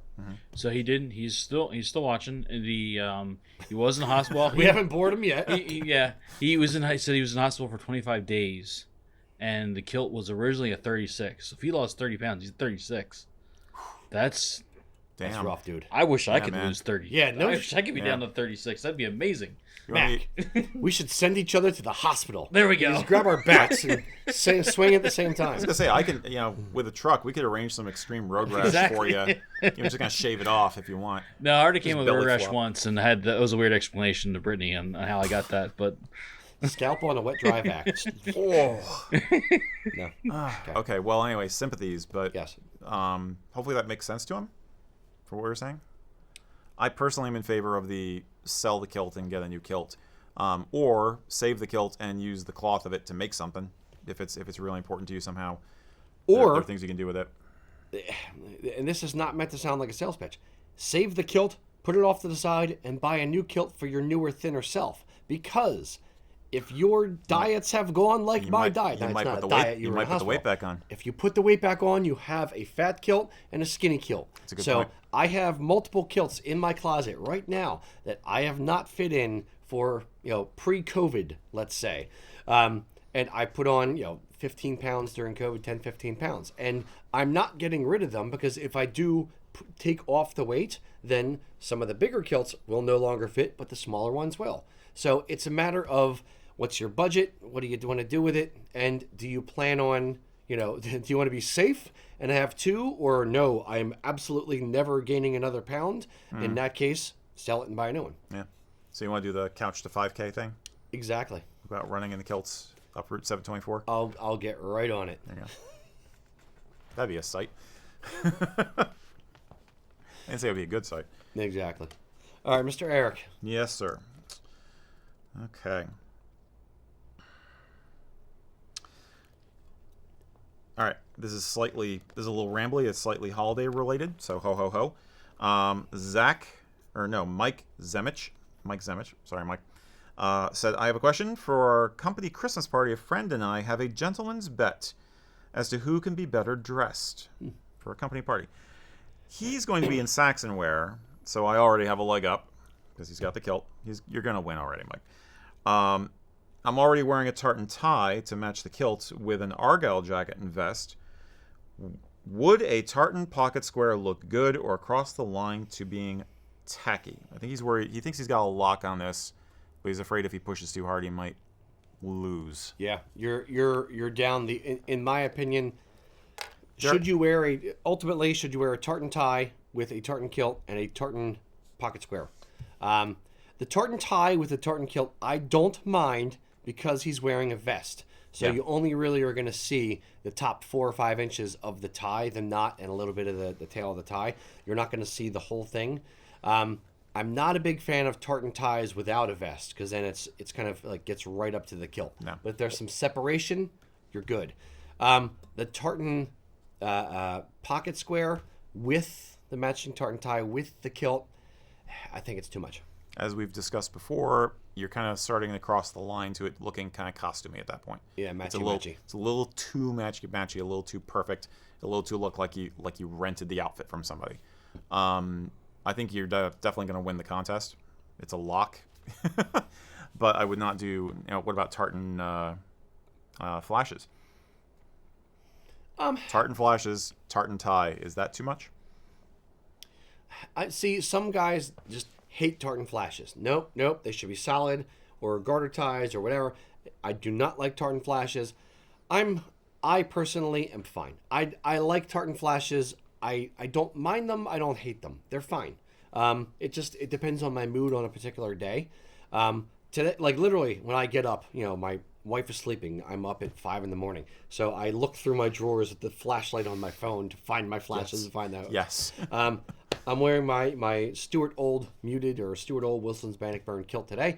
I couldn't find the flashes in the drawer, and I have woken them. What are you doing? Nothing. Shh. Trying to be quiet. So I just found a pair of red flashes and grabbed those. That's what I wore today. Mm-hmm. I have matching flashes for this. I wear them. I just didn't wear it today. So it's really a coin flip to me. You have not answered the question, sir. Would you wear a tartan tie with tartan flashes? Answer. I don't wear tartan ties, so there's your answer. Oh, okay. All right. But Mac? see, now what about... I don't wear ties in general. So, a kilt with a tartan... let's go this way. A kilt tartan with matching tartan flashes, tartan tie, and a matching pocket square. How would that be any different than a kilt with a matching tartan waistcoat and a matching tartan jacket? Because there you're kind of leaning into the whole thing. That's a tartan suit. But you're kind of doing the same thing. You're leaning a little bit this way now too with it. Are you gonna have a tartan pocket square in your tartan jacket on your tartan suit? Like We're a gonna stealth go in pocket for, square? Let's just do it all in Burns check, so it looks like a static pattern. The shepherd's jack, yeah. Now Scottish camouflage. I have a soft spot for tartan kilt, tartan jacket, same tartan, same cloth, same everything. Tartan jacket and vest, with the vest on the bias. To me, that's a fun way to go over the rainbow and be the peacock among peacocks. If there's a bunch of tartan or a bunch of kilts in the room, this is a fun, over-the-top kind of outfit. A bunch of tartan accessories. I think it's the accessories that gets me. If it's a bunch of tartan accessories, that's where it's too much. It looks like you're trying too hard. But a full tartan outfit, it's just bam. I don't know. I can't describe it, but I like it. I think we're shaggy dogging for sure, but okay. I think, and this is something that my opinion is backed up by Saxon wear people too, like Gentleman's Gazette had a video on this. That it just there's a trend right now to sell matching ties and pocket squares to the general public. You'll see them all over the place on Amazon. It just looks too out of the box. It looks like a rent, especially if it goes into tartan. It winds up looking like a rental outfit. I think it's just too much. And again, it smacks of not putting any real thought into it. Whereas if you have a pocket square or a true handkerchief, which picks up a couple of colors, but maybe has an alternate color in it, looks like you actually tried to look at it. We're going into the realm of dandyism here, but that shows that you actually cared, and that can look awesome. Solid color is okay. But I think the tartan accessories, I agree, that's a problem. Now here's my related question. And I have another thought on mine as well. Okay, I may derail that, but here's my question, and we'll separate this into a separate clip. Then let me go first then. Okay, you go first. All right. Okay. The other reason I like, and I think the accessories was my aha in that. Too many accessories matching gets weird. Just like too many clan crest things all in the same outfit gets a little bit weird. It's trying too hard. The tartan jacket, vest, and kilt is also historical. There's precedent for Sure. it. It's been around for a long time, and it looks good for a long time. Therefore, it feels better to me than just over the top, all clan crest all the time, and all tartan bits and bobs, but not. There's Macaulay prints. Of it. Maclay, or Maclay, sorry, from the 19th century. Yeah. So here's my question, though. Is it possible to look sexy in a tartan suit? Or do you just look, at best, dignified, but look like a fogyish Scotsman? Is it possible to look sexy, attractive to prospective partners in all tartan? I will use two post this live. I will use two pieces of photographic evidence. Me and Lance. The photo that we did at the photo shoot of Lance in the Pennsylvania kilt suit is probably the best looking photo I've ever seen of Lance. And I'm like, damn, sorry, that dude Lance. looks good. No. It's just a good photo. It's a good photo. It's a good photo. He looked he looked dead sexy in it, if I do say so myself. Okay. All right. Mac, do you have an opinion? I will back Rocky on the Lance photo. Like, I did not realize that was Lance at first. Really? Like, it's one of those things you look at and you're like, oh, well, that's Lance. Like, Well, yeah, he doesn't have glasses and he has his hair. yeah, it's slicked back and it's Trimmed. Yep. Yep.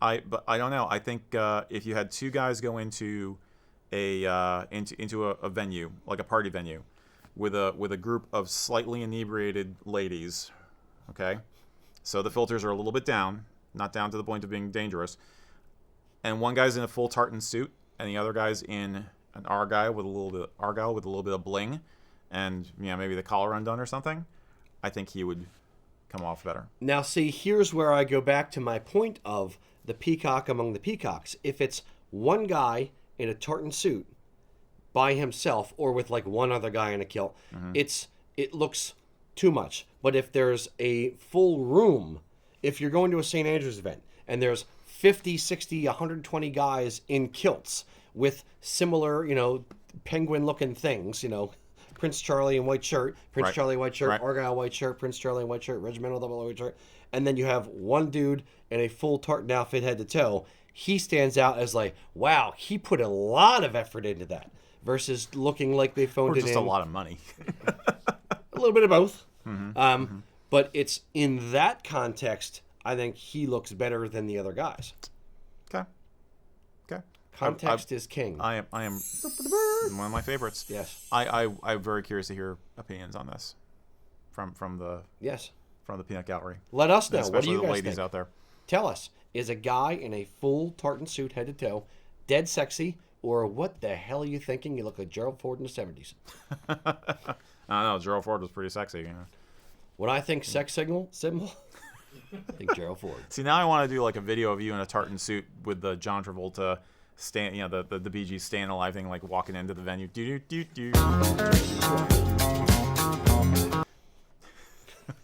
With bagpipes. Staying Alive on bagpipes.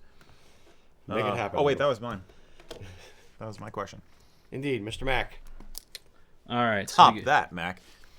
Well, we'll try. Okay. We have Prezac 7. Prozac 7, what's up? Right? That's what I thought. Question on restrictive tartans. Provided you can get permission to have it made into a kilt, what steps would you need in order to have it made? and this is from a university pipe band that school he went to, and he thought it would be fun to have for alumni events. Sure. If it's a school tartan, good luck. But We just did that, or we're doing that with the West Point tartan. That did. It's happening. It's in process. Okay. hey guys, we're doing kilts for West Point. I think Tell it's your is it friends. West Point. I thought so, but I don't. It's been It's a one while of the since I've military been. schools. Yeah. If you have a restricted tartan and you have permission from the copyright holder or the designer to have it woven for you, all you need is money. Just give us your money. Send it all. Just blank check. No, have it's to be all us. we need is just. It should be us though. All we need is permission. When the mill goes to get the thread count from the tartan register, the tartan register is going to say, "Hey, do you have permission from John Smith designed this tartan and said it's restricted. Do you have his permission?" And it's I'll say loosely like a gentleman's agreement. As long as we have an email or a letter, it does not have to be notarized and blessed by a priest. Right. As long as it's just an email from the tartan designer saying, yes, I am giving, USA Kilts and House of Edgar permission to get the thread count, to weave the fabric, and to make this kilt for me. Great, done. Or for Jay Smith, who's my brother, whatever. It's not a super secretive process. It's not super difficult to do. As long as you have permission, that's really all you need. I think the money is a factor because it may be that you are looking at a custom weave. Yes. You will be looking at a you're custom almost weave. Yes. almost invariably looking at a custom weave, so you have to be prepared for that cost. Right? Yes. Yeah. But that's all there is to it. Now, outside of that, it's something that we do on a regular basis. I mean, we have custom weaves going all the time. Too many. My little bit of snark at the beginning was that we know that a lot of schools have been very protective of their tartan. So when he mentioned it was a university tartan, I was thinking, oh boy, good luck getting them to give you permission. Well, he said he already had permission. But if he already has permission, Yep. then that's fine.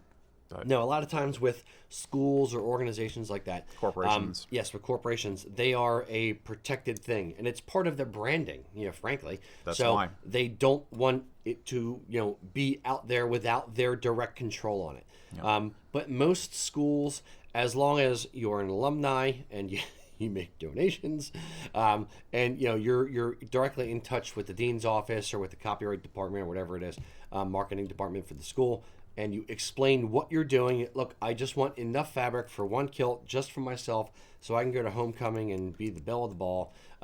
Most of the time, they'll give you permission. Mm-hmm. Yep. See, that's why I don't have my Hello Kitty tartan kilt yet, because Yeah. I can't get Sanrio to give me permission to wear it. Damn Japanese cartoon people. Yeah. All right, All my right, turn. Mr. Erik. Okay, speaking of tartan, J.J. Davidson said he has heard that tartans with a white stripe are considered more formal, and he offers an example of Davidson of Tulloch versus standard Davidson. I don't know if that's a valid example or not, but he said, is it true that tartans with a white stripe are formal tartans?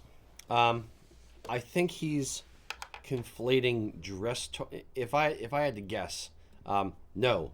Well, first let me state unequivocally, no. Tartans with a white stripe versus a non-white stripe are not more formal or less formal. I think what he's conflating are dress tartans, which have a white section, and then the rumor, for lack of a better term, or the generalism that dress tartans are more formal, and then non-dress tartans or hunting tartans are never formal. No, not really. No, and not all dress tartans have to have white. There's Barclay, there's MacLeod of Lewis, or is MacLeod Lewis or Harris? Oh, the yellow one, Loud MacLeod. Yeah, Loud is MacLeod, their dress that's- tartan. Yeah. They are both yellow and black. They do not have white in them at all. So, or I guess technically Barclay has a white stripe, but whatever.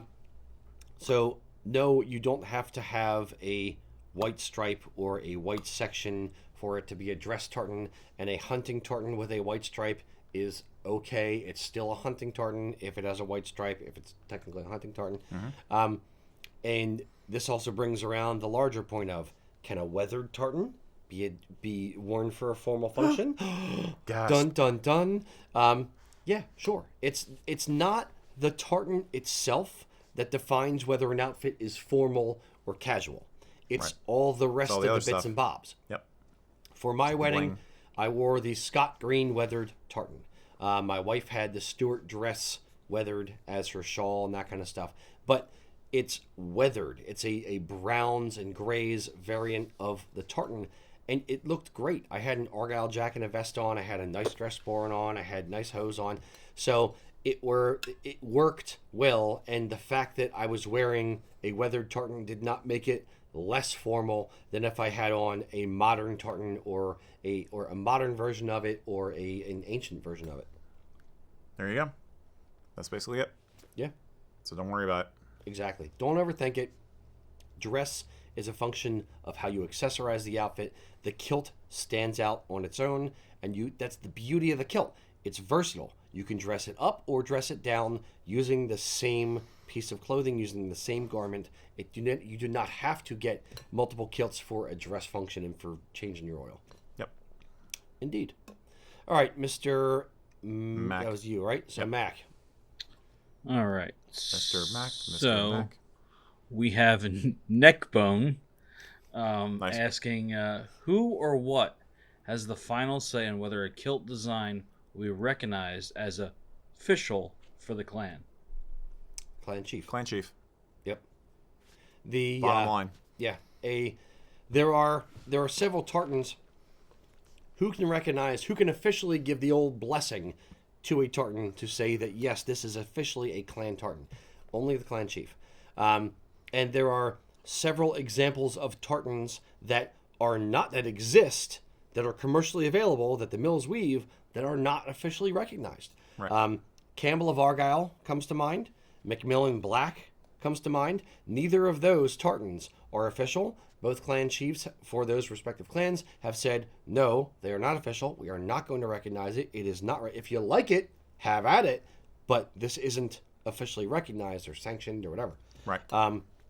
So effectively, the clan chief is the guy with the authority to say, yes, it is officially recognized or not as part of the clan. Now, the tartan register can say that, well, even though it's not recognized as official, this still exists and people still wear it. So their job as the tartan authority before the tartan register, now the tartan register, which is an official arm of government, is not to say whether it's official or not.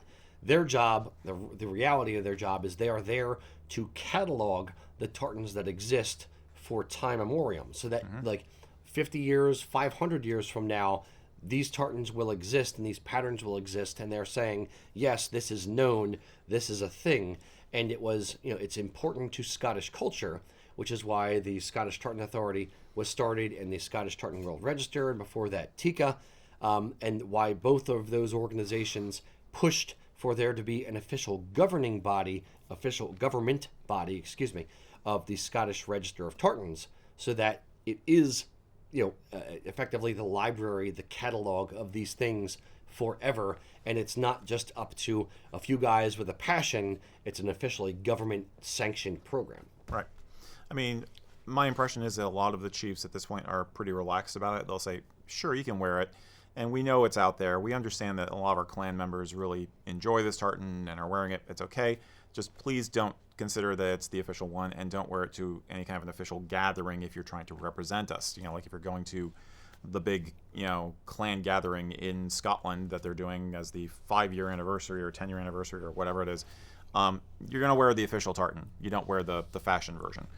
But otherwise they tend to be fairly relaxed out because they recognize the reality. Popularity and officialdom don't always mix. On the other hand, I found that people who are members of a clan organization in the States tend to be more sticklers about it. So your local society, I would suspect, is more likely to give you some grief over wearing an unofficial tartan, like at a tent, for instance. If you're volunteering at a tent at a festival and you want to represent your clan, it's more likely other people stateside are going to say, that's not the official tartan. You got to go change. So. Now I've heard, and it also depends on the disposition of the chief. Right. Now, right. I know that the clan chief of Clan Campbell is like adamantly against Campbell of Argyle, but right. I have a personal story I'm trying to remember. It wasn't me. It was it's somebody who told me the story. where he's a Macmillan. He has the Macmillan black. He went to a clan gathering, and the chief was talking to him about his kilt and was complimentary of it and liked it, mentioned the fact it wasn't official, but he wasn't rude about it. Right. So Yeah. it's the disposition of the individual human that happens to be the clan chief at that time, Right. who will say either, why are you wearing that to this function? How dare you? Or, hey, that's a nice kilt. Yeah. And just kind of let this it is go. Human nature. Yeah. It's that kind of spectrum. Yup. But Indeed. there you go. Humans are humans? No, never. Humans gonna do what humans gonna do. Yep. All right, Mr. Who was that? Mac? That was Mac. All right, we'll do one more from Mr. Erik. Okay.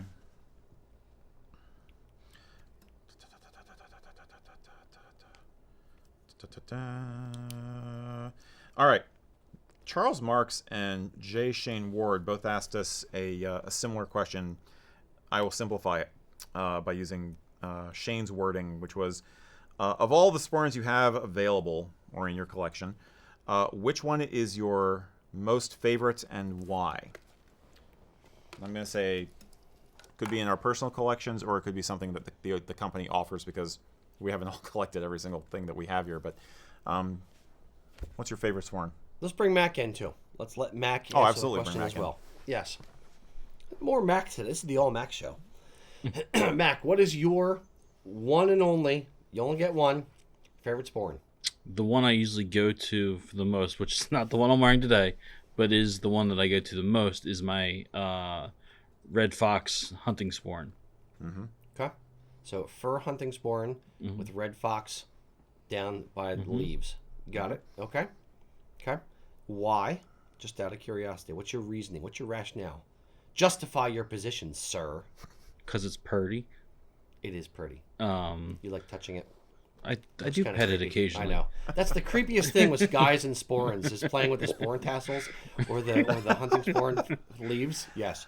Oh my gosh, this reminds me of a story. But anyway, Mr. Erik, what's your? Honestly, I have to say that my favorite is also just because it's pretty. It's my my semi-dress skunk pelt one, which is basically, it's very simple, but it's got the skunk pelt, and I'd always wanted a skunk pelt one, and I just love how it looks. It's fun.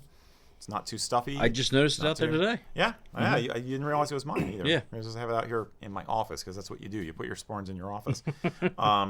But yeah, that's actually my favorite Sporran. I don't wear it as much on the show here because it's a custom one, Right, but yeah, that's my favorite. I think we've asked this question before, and I have. Yeah. What's your favorite Sporran? We've been asked what type. Your desert island Sporran. Mm-hmm. I'm very torn. My practical nature side of diversity of outfits goes very similar to yours. Is my bovine hunting Sporran, which similar to Max Fox one. It's a Sporran I designed. I said to our Sporran maker, "Hey Greg, I want a hunting Sporran, but give me fur underneath the leaves to kind of dress it up a bit." That was my go-to for a very long time, and I like it from an aspect of it kind of splits the difference. It looks nicer, in my humble opinion, or not so humble, in my opinion, than a semi-dress Sporran, and it looks fancier than a semi-dress, but you can still get away with it with tweed and day wear kind of stuff. So my diversity of outfit brain goes to that. My realist says you dress up twice a year. So this is my daily wear Sporran. I've had this for years. It's got a nice patina, or grimy as you as you would say. It's broken in, it's beaten up. I just love this Sporran. So I may change my answer from previous to this one. I would go with something simple, traditional day wear that goes well with any kind of casual outfit. I can, if I had to wear a sweater with it, or a tweed jacket and vest, it would still look nice with it. I could wear it to church. I could wear it to a Christmas party or something like that. I wouldn't wear it to a black tie event, so I'd be, oh no, Krampus stole all my Sporrans except for one. No. But this is the one I would probably do. Probably a nice classic day Sporran. I think I think you could maybe possibly say there's a difference between a favorite Sporran and your go-to Sporran. So like maybe your hunting Sporran is your favorite because you love the design, you're proud of the fact that you came up with it, but that's your go-to. Yeah. And I have to say, similarly, this is another quasi. Actually, we offer this now, don't we? Yes. But this is originally a custom design. You also. wanted it. You had I me did. make that. Yep. Have it made I know. for you. I know. And I've had this for years. And again, it's a hybrid day Sporran and hunting Sporran with the leaves, and it is definitely my go-to. Yeah, because it works for any number of occasions, and I don't have to worry about spilling something on the fur. Yeah. So it's not my favorite, but it's definitely my second most favorite, and definitely my go-to. Yeah, I think you ask us in a few more years, we'll all have different things. Like I think, Possibly. like Rocky's gone through. I think I'd say the other one that you used to have was what we called the Rocky Special. You used to wear that one quite a bit too. So it was just I forget what it looks like. What was the Rocky Special? Was it raccoon? I didn't wear it that much. I came up with a design. That was back when Okay. we used to use L&M. I came up with a design that I wanted. I Okay. designed. For some reason, I thought I Sporrans remember 'cause- you wearing that more. No, I didn't. I didn't wear that one much. I didn't wear many like fur Sporrans outside of the hunting one. I wore the chain pin Sporran Yes. for a while. Yep. That one I definitely was one of my favorites just because of the simplicity of it. Trying to think what else, or just a plain hunting Sporran I wore for a while. Yeah. There's Sporrans are awesome. There's like a ton of Yeah. minutia and little tiny designs, and you could do a lot of different stuff with Sporrans to kind of change up how it looks with the Yeah, outfit. talk about addiction. Yeah. Yeah. It's like I really have my eye on getting a Prince Charlie one. I don't have anything that looks as nicely Victorian, Edwardian as that does at this point. I really want one, but Yeah. when am I going to wear it? I don't know. Of course, I can wear it anywhere around here. And I If feel I'm the just in same. the building, I can wear it anytime I want. But I feel the same way about some of the dress Sporrans. I like a lot of the different dresses, like some of the candles I like. But I'm Right. like, how much am I actually wearing a dress Sporran around? Yeah. I have one, and that gets used probably about the most that any of them are going to get used. Now, see, that's where I like leather dress Sporrans because you get to where it dresses it down somewhat. I think leather dress Sporrans look fine with tweed. Yeah, so I it's a agree. great, nice day wear kind of thing. Yeah, but you still get the cantle, and you can do some really, really cool stuff with some older style Victorian type, bag dress Sporrans, or just brown leather with like the old, the heart kind of things in the cantle. Yep. Yeah, there's a lot of really cool variations. The one thing that I'm probably most excited about with Highland wear is the revolution of it coming back to Victorian stuff. Some of those And, traditional designs. yeah, are, some of those traditional, really, really cool Victorian design Sporrans that are now starting to come back out. Some of the old tweeds that are coming back out or acceptance of tweeds as kilts coming back out. Yep. There's a lot of really neat stuff when you look backwards and you draw inspiration from history and kind of pull it forward. Yeah, absolutely. Yeah. All right, boys and girls. Question of the day. Did you see the movie A Castle for Christmas? And if you did you like it? What do you rate it on a scale of 1 to 10? Let us know in the comments. We want to know. If you have no idea what I'm talking about, Google Castle for Christmas. It's on Netflix. Not that this is a plug for the movie, but that's what we're talking about. Let us know if you loved it, hated it, or meh, it's fine. Let us know in the comments. Yeah. Until next time, boys and girls. Slanjava. Sandra. And happy holidays. Happy holidays. Or I forgot my coffee. Hold down the fork. Okay. Hi, guys. The whole time. Thanks for coming to the studio I'm today. like, what Ladies and is- gentlemen, I'd like to introduce Rocky Rager, our special guest tonight. Rocky, I understand you have a new book out. Yes, indeed. That's the wrong culture. You know who has the Akatoshin? I think our good friend Matt out in the other room has the Akatoshin. And he's going to bring that right in. You actually went there, The huh? magic of... Matty O'Toole. yes, Matt O'Toole. We are talking to you. Get the Akatoshin. He's on his computer looking for Akatoshin. We are the least organized we've probably ever been going into a show. So Wow. hold on to your seats, That's folks. saying something. It was a low bar to get over They're, for the record. they're but- probably eating this up out there, actually.